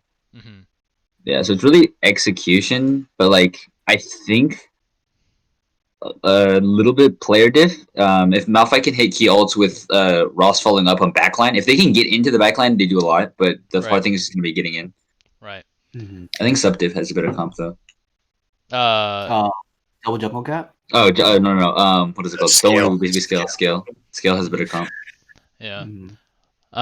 So we heard your opinions on the Braum pick earlier. You weren't exactly the biggest fan, although it did end up being a good option up against the Seraphine. Do you expect it to be punished harder now that maybe Scale has seen what the Braum can do, or do you expect there to be similar results here for the Braum? I think they're picking Braum just to counter Seraphine, which I think he does that job. But the fact is, in this one, they don't need the Seraphine ult as an engage, whereas in the last comp, they kind of needed the Seraphine ult to start fights. Now they have, if they hit any CC, Leona ult, Morgana Q, or just walking on a Caitlyn trap, they can just start the fight immediately and just lock that person down and take him out of the fight. So also, Seraphine ult isn't as big. Yeah, Mega Gnar too. Yeah. But Mega Gnar is really hard to play around. That's true. We've seen quite a few teams, or not quite a few, but struggle with the timing on the rage, the Gnar bar. Yeah. The Gnar bar is notoriously hard to manage. Anger management issues there. But if this Gnar doesn't end up doing okay, end up going even against this Malphite, which he should as Gnar, then we're also going to see potentially a lack of frontline coming in from Scale's composition here. This is something that they kind of worked around in their last iteration of this comp. Again, they were able to go even enough to set up ARAM scenarios and just lob binding after binding into the support diff composition. But if they fall behind here, and if Braum, Kane, Malphite can pick up some tenacity, then this Morgana pick is not going to be as good as they hope.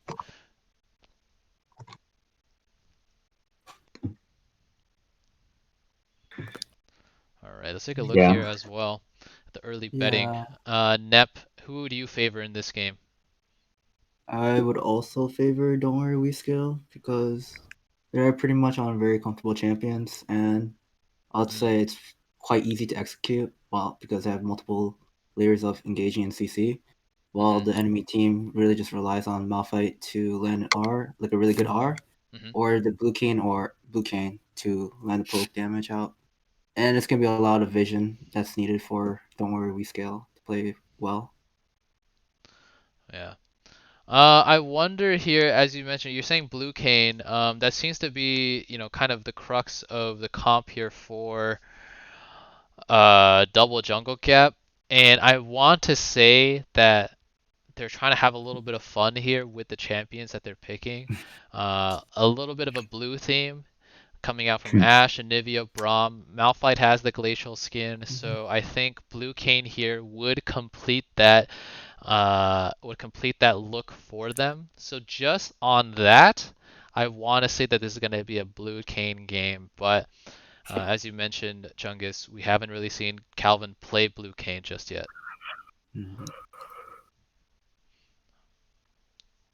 Okay. Yeah, taking a look at the betting. Champ select comes to I guess we'll know once the champ select hits. Or like when we load in the loading screen. Yeah. That's a huge problem with Kane. I'm excited to see Pelvis Pablo back on the carry though. I remember back when he played Cosmos, he popped off really hard. Maybe we can see a similar performance on the Kane. Yeah. He does have an affinity for these assassin champions, so it's not to say that he doesn't know how to play assassins. Just we haven't really ever seen him on Blue Cane. But I was gonna say similar, but not at all similar to Kha'Zix. Let's be honest.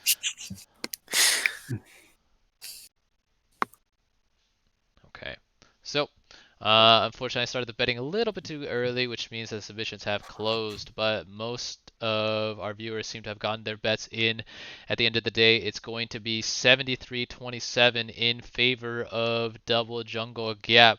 A lot of fans in Twitch chat for this team. Let's get it going.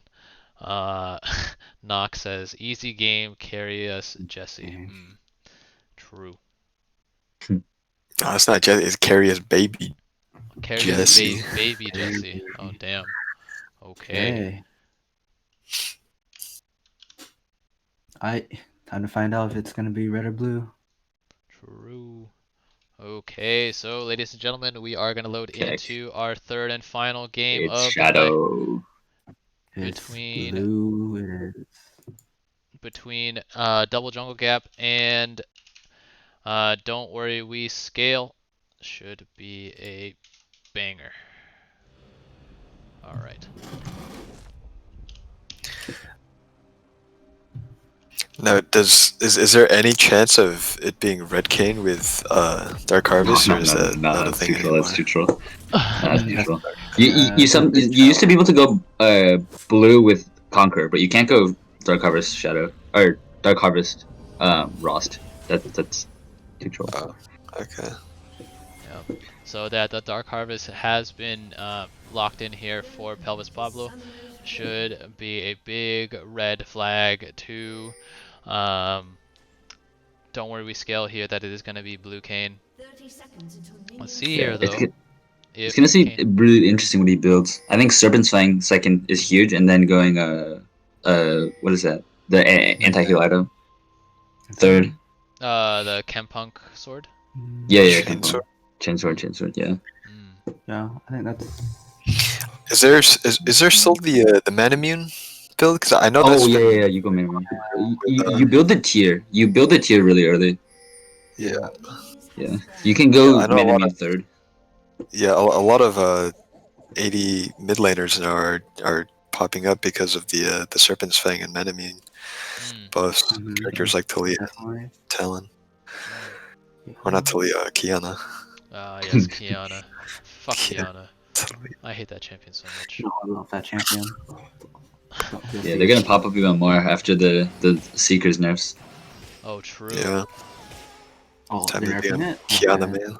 They're nerfing 15 armor off Seekers. It's actually crazy. That's big. Holy crap. They're nerfing a lot of Verdant too. Yep. So if you thought people died fast in League of Legends beforehand this patch, it's gonna be even crazier after this patch. Oh no, a little bit of unfortunate CSing coming out from me easy thus far. I did not want to say anything, but the camera has unfortunately panned over here.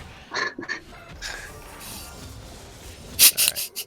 Look away, just look away. Okay. Keep an eye here on the pathing for both junglers. We see Morgana here starting with that leashless start on her Raptor camp. Gonna be 3 camping into her Krug. We'll see what she decides to do after that. This is kind of the Mundo clear that we've seen before, where you do 3 camps base and then potentially walk to your bot side. Meanwhile for Kayn here, curiously not starting on one of the inner camps, gonna start on blue with the leash from Malphite. So doing a more traditional jungle clear, which Kayn is not necessarily known for. Kayn really likes starting leashless on one of Raptors or Wolves. So interesting pathing here coming out. Forgot to mention it earlier, but Daddy No Chill with the grasp of the Undying into a ranged matchup. I'm not sure that's the way to go. Yeah. Should have probably went Comet, so he can actually win the early game a tiny bit. Yeah. Omni Stone. Yeah, we go that too. If you want to have fun.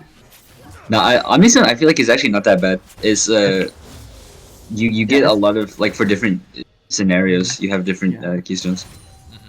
It's definitely not bad. Kayn here going to be on this bot crab already, and Nivea roaming down here as well to give her jungler just that little bit of extra daylight. However, Caitlyn and Leona are walking up. Kayn is pushing the crab in the appropriate direction there. Should be able to lock this one up with another auto attack. There we go. Morgana, meanwhile, we're seeing the downsides of Morgana jungle early. Oh my god. Almost gonna get taken down there by the jungle camps there. Gonna try to leash the Gromp. Oh no! Oh my god, one more lick from the Gromp would have spelled an execute for Kinuhata, who I want to remind the audience did get executed on jungle Karthus early on in the season. Unfortunately, we've seen 2 executes this season already. Sawina in their game against Double Jungle Gap last night ended up going down 2 Krugs as well. Oh no, to red buff, sorry, on Lilia. So the jungle coming back with a vengeance. Alright, Kayn now gonna pay a visit to Gnar in the top lane. However, yeah, this is good. These are blue orbs for Kayn. Oh, not anymore. Not anymore. Yeah, look at that. As soon as Mega Gnar transforms, Kayn is like, F this, I'm out. I only want your ranged orbs, buddy. Gonna get back into his jungle and continue the clear. Meanwhile, Morgana here, the roughest part of this jungle champion is this clear in the early game. Already down about 3 camps to the Kayn once Kayn clears his Gromp.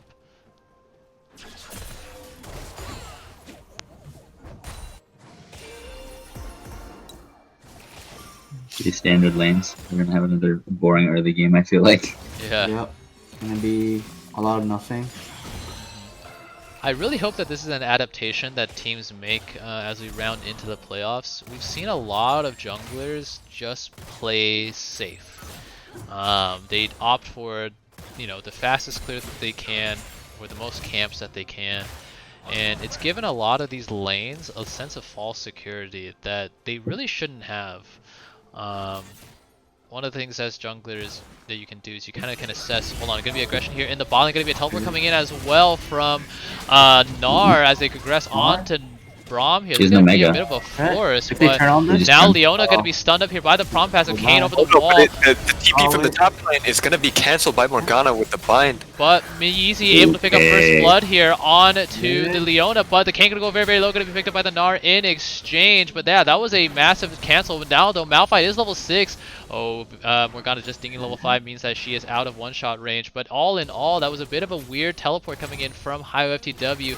Ends up being turned around by the Kayn in the bot lane. So ends up being a 2-for-1 trade in favor of Double Jungle Gap.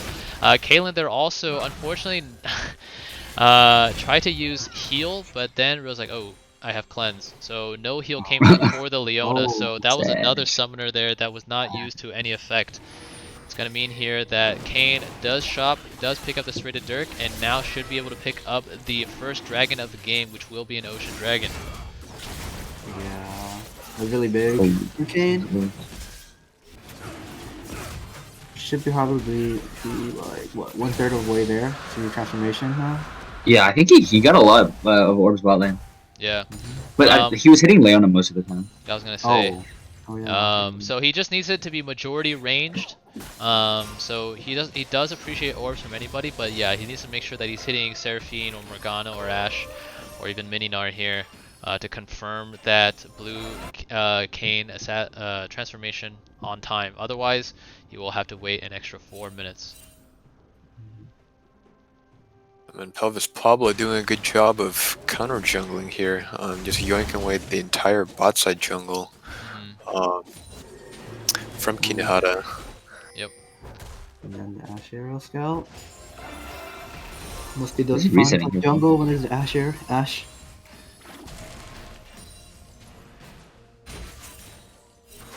Oh, there's a tier. Okay, I'll make that back. Okay. So Kane here with the early KP advantage, has 2 assists to his name as well as some orbs in his pocket. Morgana has been able to keep up relatively well in terms of creep score, following a little detour to the top lane to pick up the farm that was vacated by the Gnar teleport. But now Kane with those orbs, with this Serrated Dirk, should be well on his way to that Assassin Kane transformation. We're going to see just how powerful that can be up against this very, very squishy trio of Morgana, Seraphine, and Caitlyn. It's interesting that we don't see very many buffs given to a mid laner in this tournament. Anivia definitely being one of those really mana hungry champions that suffers early if they can't get the blue buff, but I think if you're blue Kane, you take it because you need a 1v9 in this game. But like if he's Ross, he definitely gives that. True. Kinuhara looking for a potential top dive. Daddy No Chill has the ultimate. Oh, okay, gonna use it out. The Dark Binding not even gonna be thrown out because there's a blue Kane coming around the way. Now gonna be eating the Morgana ulti as well. The second activation not gonna come through, but the bind will gonna be slammed into the wall as well. Massive Gnar play coming out. Kane just barely able to go inside Gnar in the nick of time, but not gonna be surviving through the burst. And now Malva gonna be taken down here by Seraphine as well. Good teleport coming in. Enchanted Crystal Arrow not gonna be able to snipe out the Morgana, however, and now Navy gonna be whittled down here by the auto attacks from Seraphine. Oh, the snare gonna go just wide, which means that the bird will be able to fly to safety. Ooh, my goodness, explosive action gonna favor Don't Worry We Scale here in the top lane, courtesy of a crucial teleport coming in from Peach Rose on Seraphine. Yeah, big flash rose coming in from Peach Rose to save the day. Good plays from Don't Worry We Scale to counter. Yeah. The roams from Anivia. That was really, really close too for double jungle gap. We saw Kane get into Gnar in the nick of time, but already took so much damage that all Gnar needed to do was bop him one more time once he came back out. We also saw there a long range snipe coming in from Easy, landing onto Morgana, but just barely not enough damage to pick up that long range snipe. Oh, and Kane has enough to be Shadow Assassin right now too, with the. Oh, he hit it. Yeah, with the he gained to fill up his bar. Yeah. Okay, so we're gonna see Kane stab himself with the scythe. Oh no, does he stab himself with the scythe? No, that's Frost transformation. That he stabs himself. Alright, so gonna go and pick up that transformation now and really start zipping around the map. Already has the mobility boots as well, so Don't Worry We Scale here. Need to be really on top of their macro game and start calling out where Kane is, or else they're gonna get diced up real quick.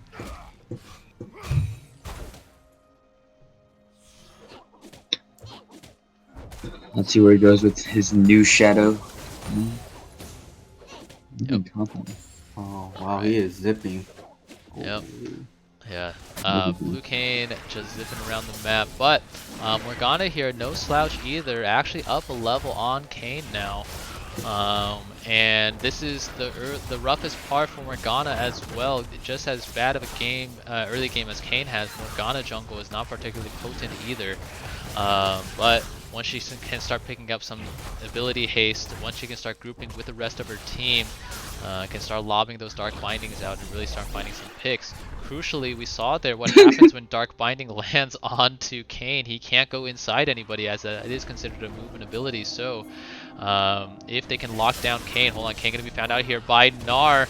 Where we go, gonna be a potential overextension. Gnar gonna just take away the Krugs actually, not gonna be too much of a chase because there is a Mountain Dragon now being picked up here by Don't Worry We Scale.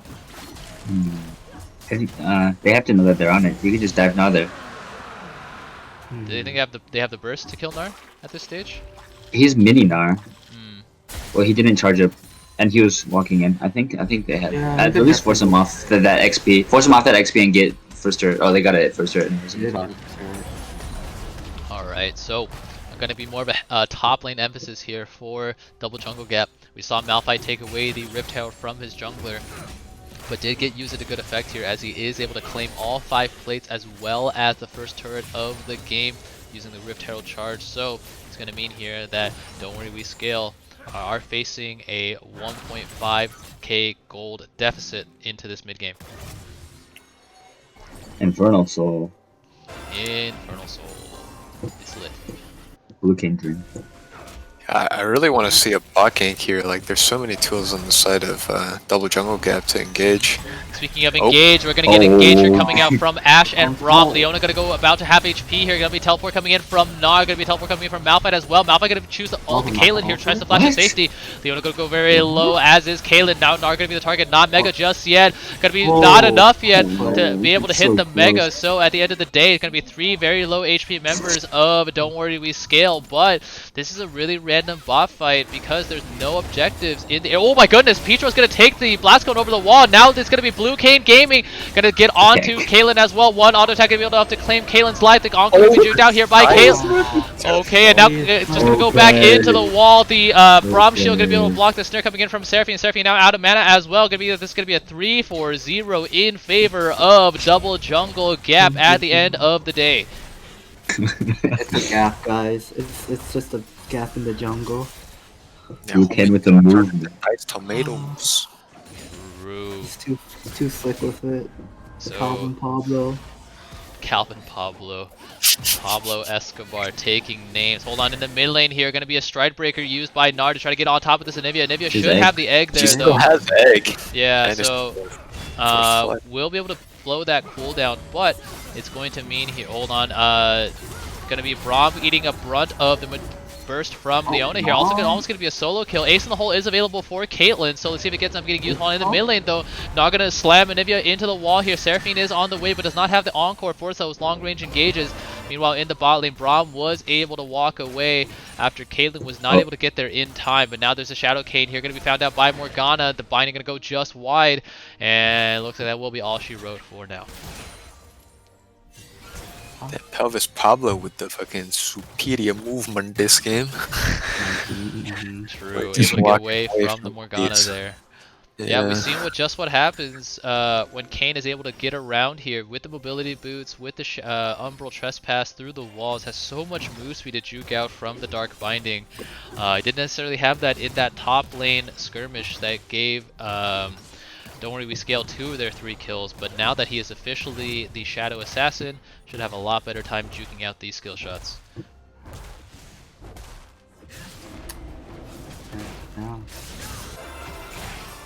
Well, TB's here. I think he has enough for Prowlers. Is he going for Prowlers is huge for him. I think you go Prowlers here. There's no reason not to. Prowlers is best item on Kayn. He just picked up Dustblade, unfortunately.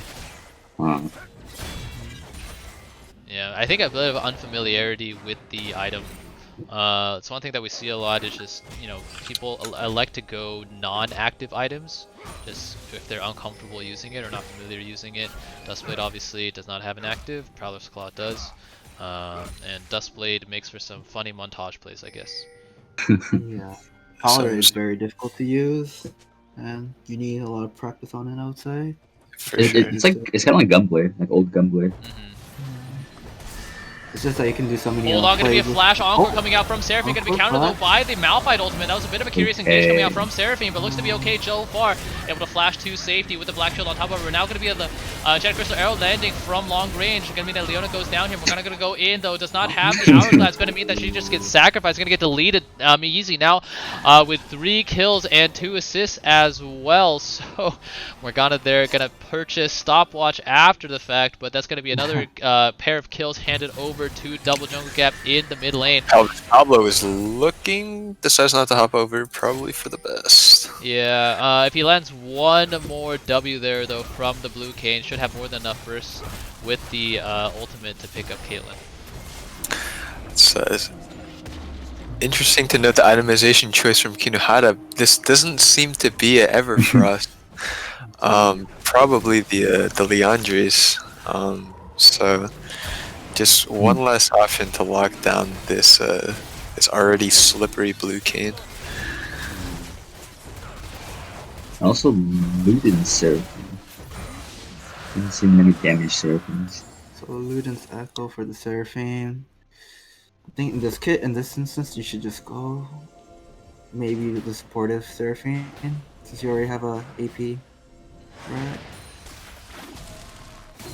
Yeah. Okay, so with these itemization pickups here, going to mean that there is a decent amount of burst here for Don't Worry We Scale. I think they're trying to play to that pick composition we saw them utilize in their win against support diff, but a little bit harder to execute those picks when you're faced with a Malphite and a Braum who are happy to just sit there and tank while Ashe, Nivea, and Kane try to find their damage onto the back line here.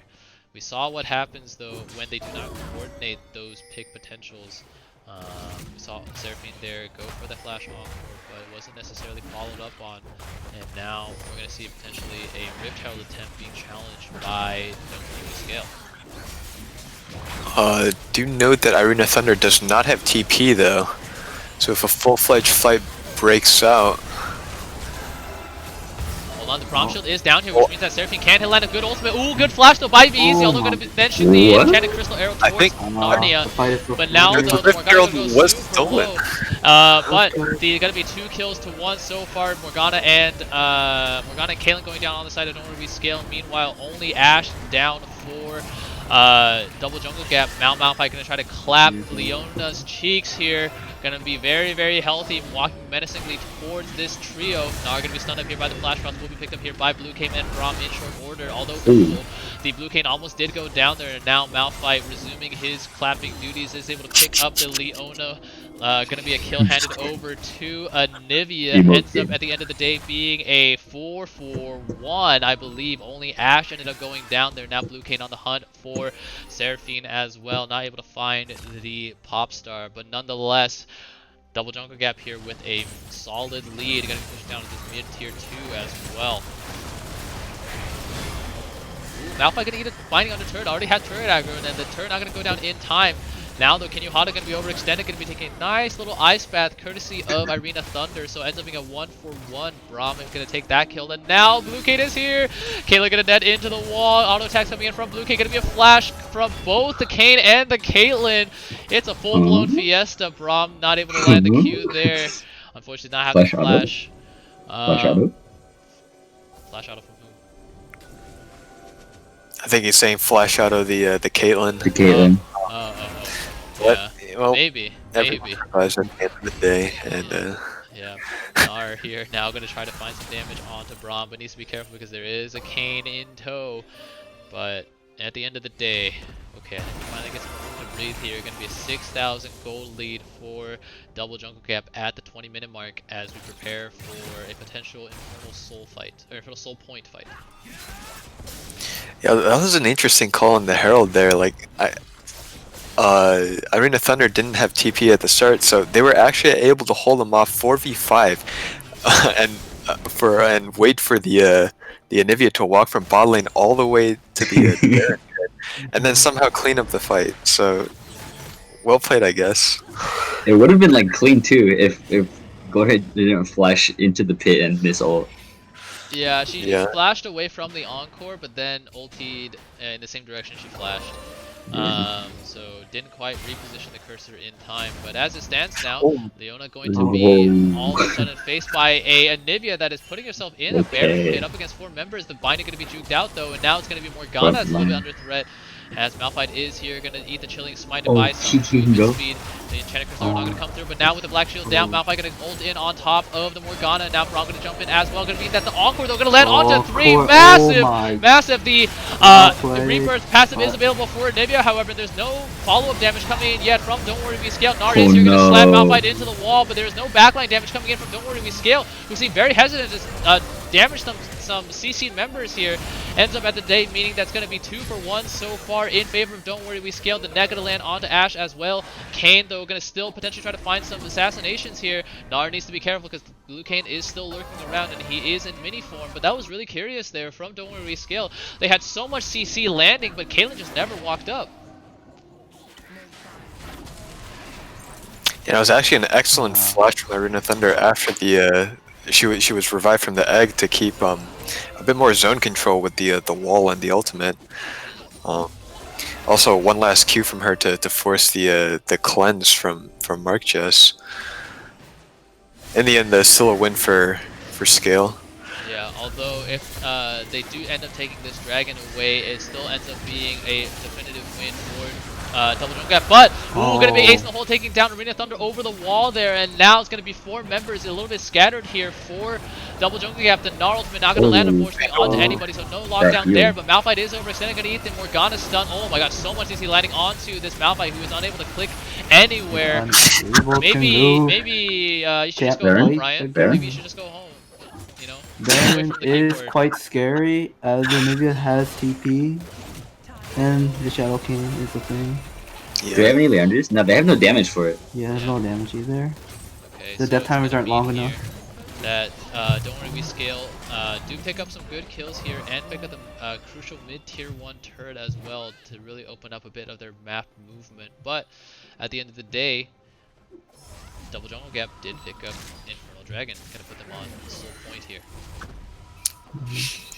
Yeah, I'm really sad to see that neither Arena Thunder nor Kinohara are abusing Everfrost. I feel like that item is just so good on those 2 characters. Just able to permanently lock someone down. But I guess maybe they feel they have enough CC on the side of Scale to do that anyways, like we saw with Daddy No Chill in that last fight. Just completely unable to move. She still could be going Everfrost second. I think Lasagna's Rust first is not bad. Yeah, it could be. You're right. Knowing Kinohara, it's gonna be Leandri's. Hold on, going to be engaged here in the top lane. Gnar going to be overextended. Blue King going to be right on top of the little Yordle. There's so much damage. No Unbold Trespass necessary to pick that one up. Going to be a big pick onto the top laner of Don't Worry We Scale and give Double Jungle Gap potential avenue to start this Baron. Yeah, they might be looking here. Once Caitlyn shows, I think they started. Okay. Or they're just looking for an assassination here. Daddy No Chill still has the ultimate. Oh. Will be spotted. The Baron start the Baron here. There is still an Enchanted Crystal Arrow. Oh wait, no, just kidding. It's not available. I take that back. Did try to get used on snipe out Gnar. But as it stands here, Don't Worry We Scale now have to position for this Baron attempt possibility, which means that Daddy No Chill on the Malphite is able to pick up the bot tier first as well. Oh my bad. I meant the northwest there. Daddy No Chill. They have started the Baron. Baron has been started. Not the fastest Baron, down about half health now. But Morgana is back alive here. Trying to find some bindings here onto Anivia, but needs to get into the pit very, very soon. Instead, going to try to go for a pick instead. But Anivia going to go golden here. No, finish the Baron. Oh no, the Baron does not get finished. It means that the Kane gets taken out by the Ace in the hole. Now going to be a massive encore landing onto Anivia and Ashe. All of a sudden, this is going very, very well for Don't Worry We Scale. Braum going to go down here as well. Seraphine was the only casualty there. Now let's see if Malphite does have the superior movement, able to juke out there from the Dark Binding. But there is a Gnar here with the Gnar bar. Ooh, the Zenith Blade not going to land there from Leona as well. Means that Malphite will be able to get underneath his turret here. Should immediately go for the Baron here before they respawn. Okay, instead looks to be just a push onto the mid tier 2. But yeah, can't go for the Baron after this. The death timers are far too short, and Nar needs to be careful. Again, needs to respect the death timers here. Okay, looks to not necessarily be the case. Instead, just going to get a classic case of NA Ram. The Enchantress overland on to Morgana, and now with no minions, there's going to be the tower hitting Morgana as well. Morgana going to go golden just in time. One more auto onto Malphite, able to pick that one up. Blue K to go down here as well. So many people dying. Well it's going to be played. Leona and Morgana dying for Don't Worry We Scale, but Kane is already down for double jungle gap, as is Ashe and Malphite. So just going to be so many kills here. Going to be a very, very bloody couple of minutes here for the game. All of a sudden, this game just exploding into life. We're going to see here if the bloodbath continues, as Gnar is still looking for something. Seraphine is pushing here in the bot lane. Gnar going to just give a little bit of poke onto Braum, but Caitlyn is still here pushing in the mid lane. Ace in the hole going to take Anivia to about 30. Oh my goodness. 15%. One more boomerang. Oh, she does have the egg as well. And the minions made sure that the boomerang did not go the full range there. Gnar, meanwhile, going to proc the Mega Gnar 30 seconds before Infernal Dragon spawns here. So let's see if he can incur enough rage before Don't Worry We Scale look for another fight. Yeah, unfortunately, Pelvis Pablo blew his flash to trade with the Leona in that mid defense there, so he won't have it for this upcoming dragon fight. He does hit 3 items though. With more mana. Yeah. That's Simone's got to go. Off the set. So gotta take care of some gotta take care of some IRL duties, and then we'll get right back into this action, which has suddenly just heated up in an instant here. Kind of take stock of the events. What do you make of this bloodbath coming out here, guys? I think definitely some, as a result of some mistakes, like burn down quicker. I'm not sure why Simone was focused on zoning there. Anything blue cane zones. Yeah. So what they should probably done in that situation was Braum and Anivia and Ashe, just DPS, and then Shadow King. I don't know, like even Braum can just be outside to ult and just card block the the Morgana, but I guess unfortunate. Well, it makes for some does make for a spicy. Yeah. With this newfound gold on Caitlyn, by the way, what do we make of this 3-item build coming out from Mark Jess? It's going to be Kraken Slayer, Lord Dominic's Regard, and a Rapid Fire Cannon. Chungus, do you like this itemization coming out from Caitlyn? I think IE is better third, but I think I can see where she's going with the Fire Cannon, because you can't walk into range to hit Anivia. You might get walled. So she wants to DPS from far, but I don't know why she's building Vamp Scepter fourth, because I think you need IE still. IE is so important. Yeah, I think Caitlyn, you're very afraid of the potential burst that can come out from a Malphite and a Blue Cane, but a Bloodthirster not necessarily going to do too much to prevent that, even though there is technically shielding coming in from that item. It's going to be almost instantly eaten away by the Blue Cane's Serpent Fang. I think you build Stopwatch here. She has a 1k bounty. You just sit on Stopwatch. Stopwatch is very good. Could be just relying on double summoners to stay alive for this next fight, though. As I mentioned before, the Kane does not have flash anymore to try any instant assassination. Still though, obviously can get in behind with the help of the Shadow Step. For sure. For Don't Worry Scale here, they can't lose sight of Kane's potential, even though Kane has inted himself in the past 2 fights. He's still super strong. 3-item with Morgana complete. I think one combo should be able to one-shot the Caitlyn with that heal. Yeah. One shots, instant dead, doesn't matter.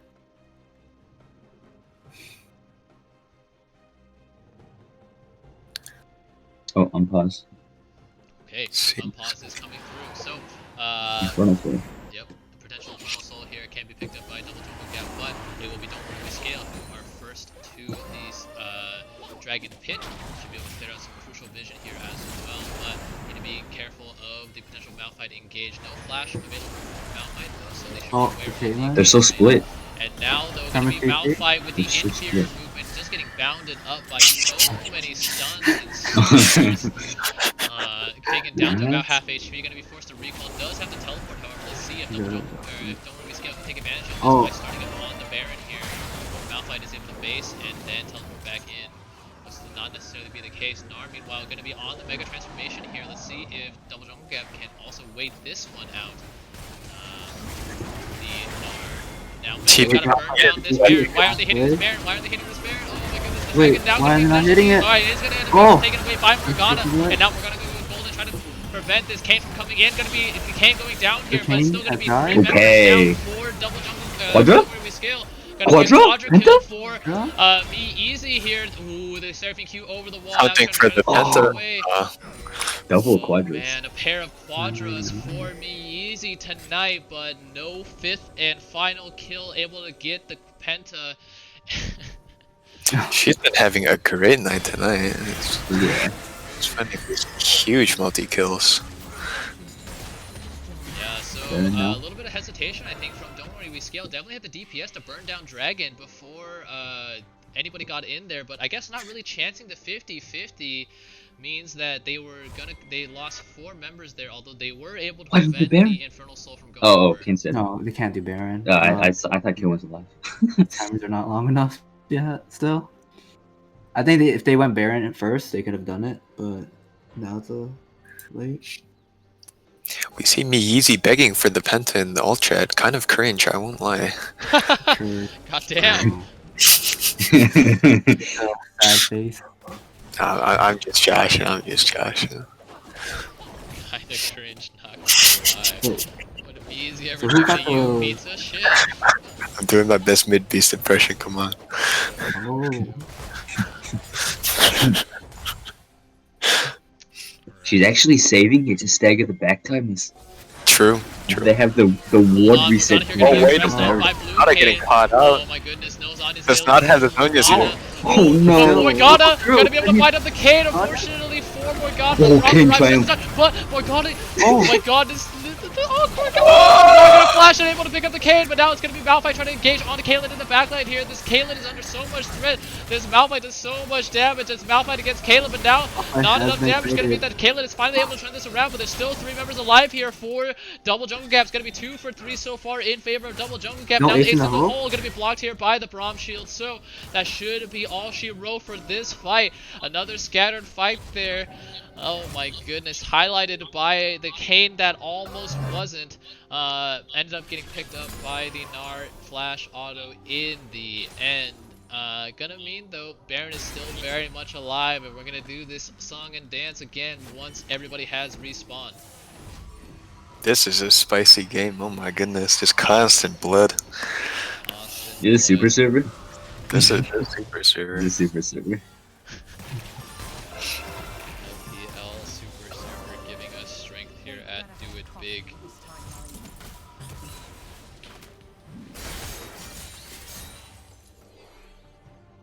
Yeah, the Kraken Slayer. Is that no LDR from Mark Jess, definitely doing a lot of work. Yeah. Daddy No Chill is just lasered in on Mark Jess every single fight. Just walking in a straight line through every single trap trying to kill this Caitlyn. Yeah. I think he right clicked him and turned up his monitor. Oh my goodness, unfortunately the Solar Flare did not land, and there was no follow-up DPS coming in from either Caitlyn or Seraphine to lock down the blue Kane, but Kane needs to be careful here. I would honestly think about selling these ability boots for Merc Treads to get that just extra little bit of tenacity to deal with the CC chain that can come in from Don't Worry We Scale. Definitely.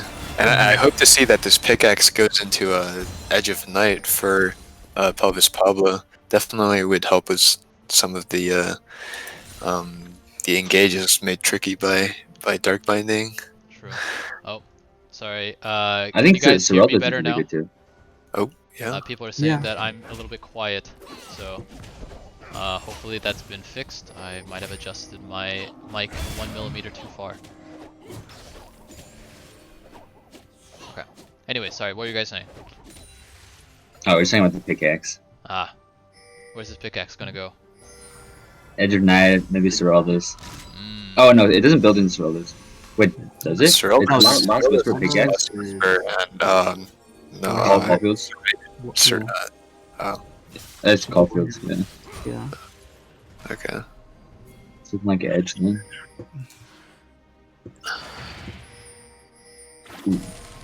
Okay. So Morgana here again fishing for those Dark Binding. Let's see if one can land Mega on the timed crucial out. member. But the Mega crucially just timed out. Yeah. Oh, Minar is out. Yep. Let's see if Double Jungle Gap take advantage of this opportunity to immediately start on the Infernal Dragon, which is now officially spawned. Going to be a Dark Binding landing here onto Braum first. Let's see though. Just going to be damaged so far. Blue Cane is hanging out here, but is in full range of Leona. Not looking for the flank just yet. So far, just poke landing. These pools. Oh, now going to be the Solar Flare over the top. Not going to land on anybody. Just going to be a two-man Malphite ultimate onto Seraphine and Seraphine and Caleb. But now this Malphite going to go very, very low. Yeah, this Ashe is free firing. However, going to be a huge Dart ulti. Going to slam Kane into the wall. But Ashe is still in the bush here. Ace in the hole would have confirmed what as a kill. Ended up being picked up by Seraphine. There is still Blue Cane hanging around here and an Anivia. Let's see how the duo of Seraphine and Kaylin decide to play this at the end of the day. It's still 3 for 3. Ace in the hole now going to come out. Not going to be enough though as Kane goes into the wall. Gets the healing from going into the wall. Now Kaylin going to try to 1v1. Oh my goodness. The net headshot almost taking down Arena Thunder as well. Going to give them the HP advantage. But there is still Smite available. Let's see if Kaylin can save one auto attack for the Kane. Kane comes in. Oh my goodness. Able to steal away the Infernal Dragon. So at the end of the day, it's going to be. Oh my goodness, Kane. Oh my god, and it's enough, and she has egg. Can she survive for long? Banshees in the egg. I don't think this. Oh my goodness! And now Petros needs to be careful. Anivia able to take this one down, and in this long extended fight, it's gonna be double Jungle Gap coming out on top. Caitlyn unfortunately did not kill Kane in time, and Kane zooming in at the speed of sound was able to smite away the crucial Infernal Soul point. Wow. That was double huge. shutdowns too. That was huge. I think that getting Infernal Soul right there actually enabled Arena to have enough damage to kill their just one shot Mark Just, yeah. Alright, so Infernal Soul now in the hands of Double Jungle Gap, but these fights have been super close, just hanging on by a hair. Now Malphite going to get a Strike Breaker coming in from Gnar. Gnar has the ultimate available as well, going to try to slam Malphite potentially towards the rest of his team. Hasn't used it just yet. Chanting Crystal Arrow going to go just wide. Meanwhile, Morgana going to be absolutely deleted by the trio of Braum, Ashe, and Anivia. And now Malphite with the Stone Plate going to be buying enough time. Holy shit. And now it's just going to be a massive bait from Daddy No Chill. All of a sudden, 3 members dead. 4. Don't worry, we scale. Their DPS in Kaylin and Seraphine have just barely spawned, which will mean that Baron should be handed over to Double Jungle Gap.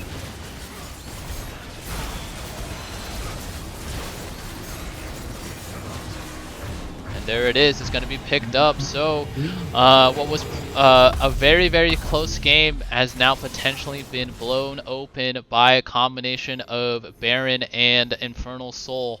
Let's see where Double Jungle Gap decide to take these advantages now. They do have tier 2s down in all 3 lanes here.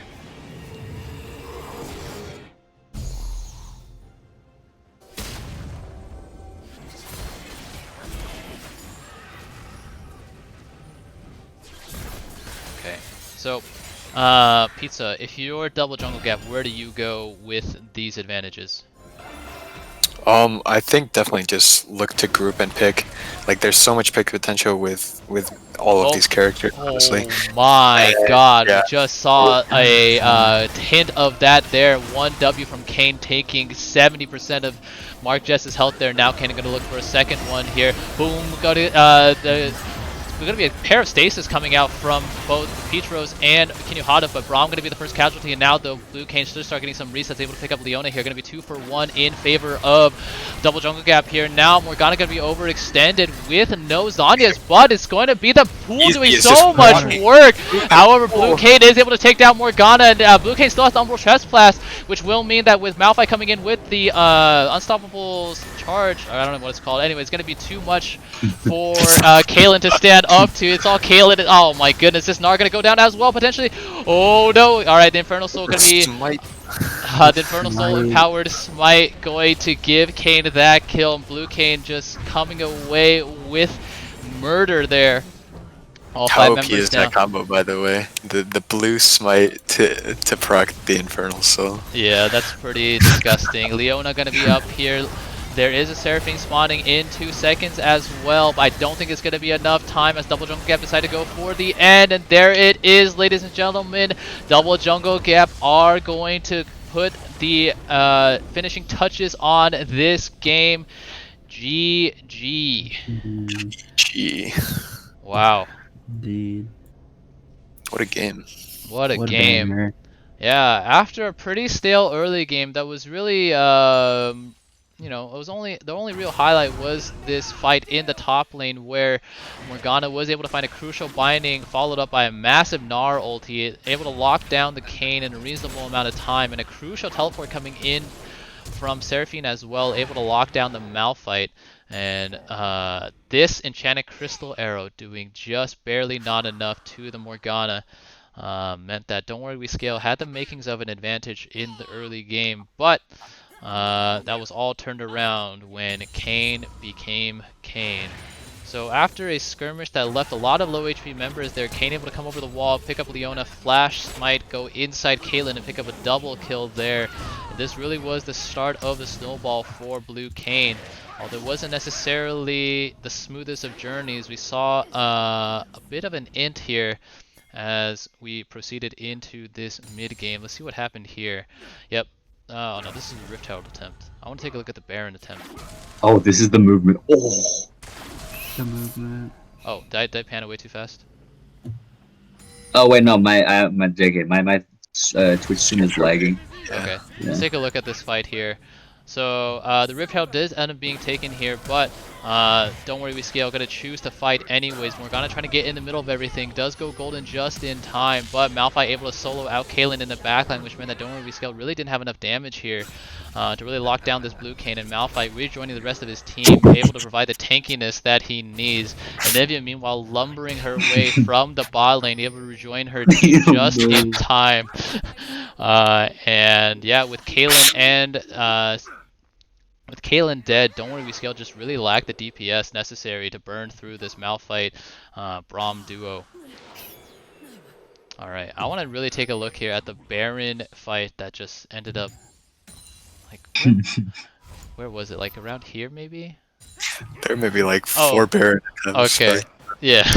I think this was the one that, you know, when I was watching, I was just so confused. So, double jump gap here, well on their way to a Baron, burning it down to about 4,000 HP, but Arena Thunder getting caught out here meant that all 3 members peeled off, and Kaylin able to pick up the easiest kill of her life, just 1 press R on the Kayn, and now the massive Encore as well, able to pick up a Nivea and Ashe, but... Did she not have wall? Who? Yeah, I don't know if you can see the... Oh, she walled after. She just walls that entrance and they can't get in. Yeah, and then just finish it. There was superior movement coming out from Malphite here, walking in a straight line away from the skill shots of both Morgana and Leona, able to get underneath the safety of his turret before eating the snare. I think here they should have turned for the Baron instead of chasing the Malphite. Yeah, definitely.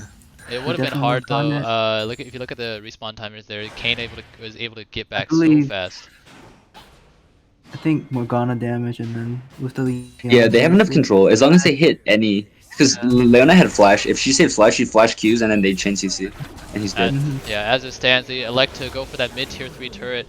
Ashe respawning with Enchanted Crystal Arrow, landing onto Morgana. Morgana able to go golden just in time, however.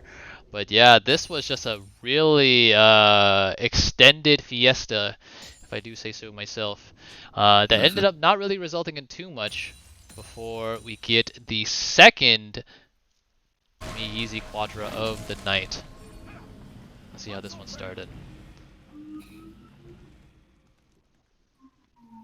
So, I remember this fight now. Dragon here gonna get started by Don't Worry We Scale here. For some reason the Dragon health bar is bugged out, but trust me when I say that they definitely could have killed this in time. Ended up taking a little bit of delay, which meant that Malphite was able to teleport back in. Ended up being a decent start from Don't Worry We Scale. Kane went down here as well, but already just so many members dying. Caitlyn gonna walk back in fatally after not recognizing that the rest of her team is dead. Gonna give MeEasy the quadra kill. Unfortunately, Seraphine did have flash, so MeEasy will have to just settle for a pair of quadras on the night. Oh no, Navy has flash. Flash stun for the Penta. True. Sag. And then after that, this was a really, really bloody game after a really, really stale early game. Let's see what happened here. Morgana living for so long, actually, but Kane gonna go down almost, catch the tail end of the Encore there, which gives Nara enough confidence to go in for the flash auto. Meanwhile, in the back here, Daddy No Chill trying so desperately to zone out the Kaylin. We're gonna eat one too many cupcakes and gonna be DPS down. But unfortunately, for Don't Worry We Scale, the front line is already very, very dead. So at the end of the day, ends up being a 2-4-3. Let's keep going here. This was the fight that I think really sealed the game for Double Jungle Gap, but it wasn't necessarily the case at the outset. Yep, some failed engages here. Malphite gonna go on to massive Encore here as well. Oh, actually ended up being golden just in time by the Navy. That was a massive stopwatch coming out from Irina Thunder. And Seraphine and Kaylin just trying to desperately get back into this fight. Kaylin gonna walk back instead of autoing the Kane, however. That was a little bit unfortunate there. And Ashe into the Fog of War, able to find enough damage onto Gnar. And now comes the game of chicken. Let's see if we can kill Dragon fast enough and if Kane can come back in early enough. Ace in the hole. Not going to be enough there. Kane so desperately trying to get just a little bit more health with the healing from his E. And guys, I swear that Anivia skin is pay to win. The Q particle is so small. You can't see it. Alright, here It we looks go. like Lilia E. Yeah. Yeah. And Kaylin crucially headshots it here, which with the Kane W damage and the smite is enough for Kane to steal away the Infernal Dragon. I think if Kaylin had held onto that headshot just for just a little bit longer, it could have potentially been the difference. But yeah, this pay-to-win skin means that this Flash Cross did so much damage to the Kaylin, and the cleanse a little bit too late there. With the Infernal Soul burning down. And yeah, Agnivia gets a fresh Banshees as well. How broken is that? Able to eat one of the two E's coming in from Seraphine. And after If that, that able to turn critted, it. he would have been fine. Yeah. Yep. So. Unfortunate. Tough. And at that point, it's just really hard to come back from Infernal Soul. So. Double Jungle Gap gonna come out with not necessarily the cleanest of wins, but it was definitely a fun win to cast here. GG again to Double Jungle Gap. Let's hear from them. GG.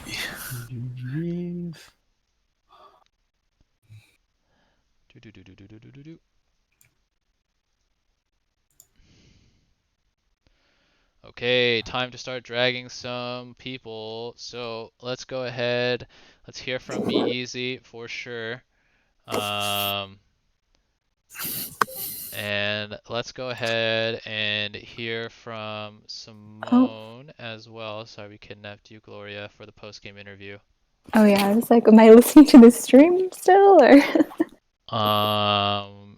And just for fun, we'll give Calvin some shit about Kane. Hey, his Kane was good. Alright. GG again. So we are joined here on the interview desk by Gloria, aka me North.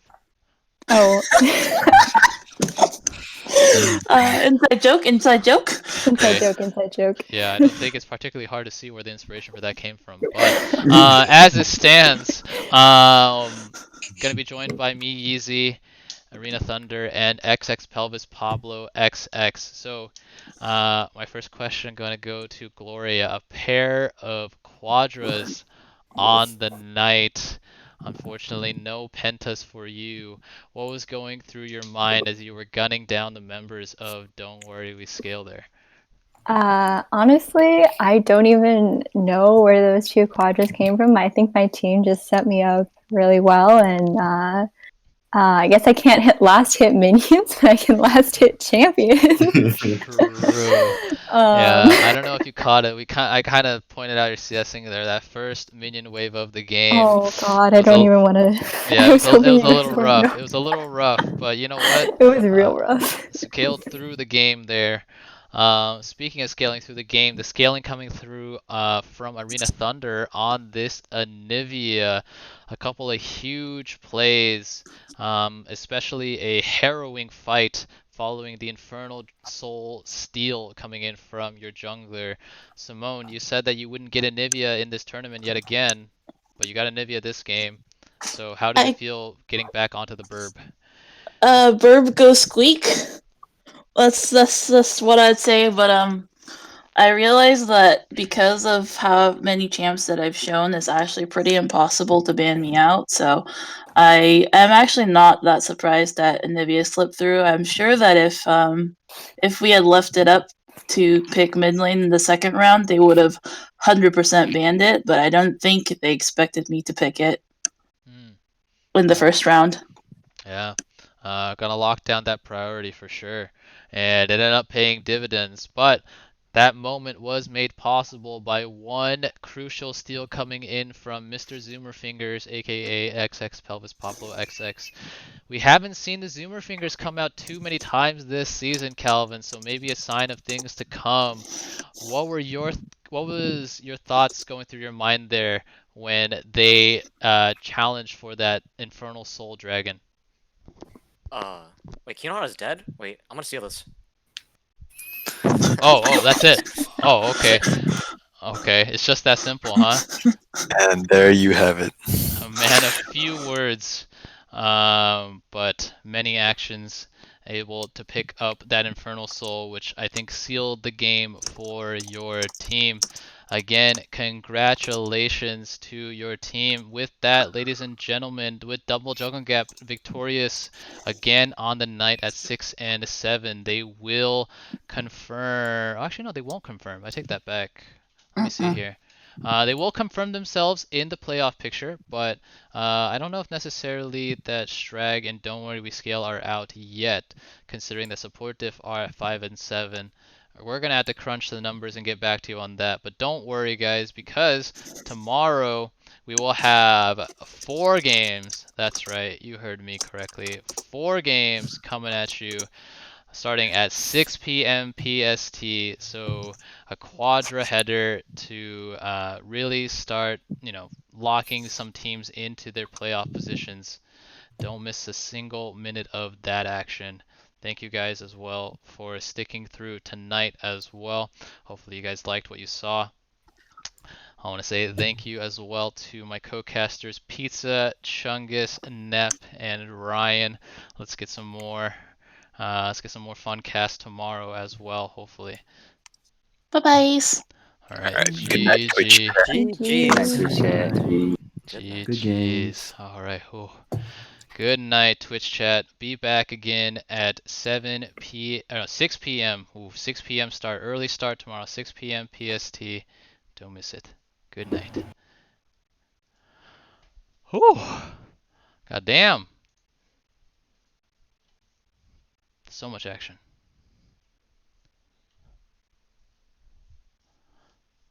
Hello? Oh, wait. Why do I do He's that? back now. He went to bed. No. Good night. Oh, he's back. He's back. Yeah, I was like, I don't know why I like randomly disconnected. It's like, oh, okay, good night, Roger. Wait, what the fuck? Hello? No, it's unintentional, I swear. But yeah, holy shit. Damn, Gloria with a pop-off. No. I think the Braum really was the enabling factor. Braum clean. Yeah, the Braum all clean. I'm saying is I'm playing with SKTT1 Teddy tonight. That's all I know. Yeah, you got fucking post prison Mike. Actually, more like post grounded Mike. Jesus Christ. Over the jungle. The charisma. Well, all I do is I just play tank from now on and let my team have fun. Hey, you do it well though. I'm just gonna chill from now on. Y'all can do whatever. I'm just gonna vibe. You gotta play the wide whippo happy. Wide whippo happy. True. And you gotta get your like gold TFT emote and just spam that. Just tilt them. Oh man. I don't think I've seen that one before. That's one that Whippo always spams when he played against Top in quarters last year. What? He just kept spamming. It's a little penguin with a gold crown. He had like a gold one, like a bronze one. It was so funny. Wide whippo happy. White people said. That shit's so funny. He just played like Singed and he was just run around and spam the emote against 369. It's so funny. Oh, the happy penguin. Yeah. This. Wait, Okay, so that's the do TFT we one. for sure have Yeah. top 6 then? Yep. Alright, okay. It's just like depending on how subdiff is, like seeding might change for. Yeah, Okay, so okay, that if makes you sense. guys win again, then wait, how have you guys done versus subdiff? Huh? I know you beat them the second time We're around. Did one you and beat- one. Oh, okay. No. Okay. No, we lost first time. Okay. Yeah. All right. It was Selena Morgana against my Nautilus. So, quick question. When does the playoff start? Today, So, bitch. Get on. what the fuck? It starts the weekend after, or like next weekend, I would think. Yeah. Next weekend? Okay, cool. Nice. So we get like a week break off. Okay, cool. Nice. I want to hear from the casters the opinion of the Braum. It was good. It was good. Yeah, wait, that's it? No, I mean, like, well, okay, I'll be honest, like, when I asked Chungus about it, he was like, yeah, I think Braum is kind of shit. No, I know he said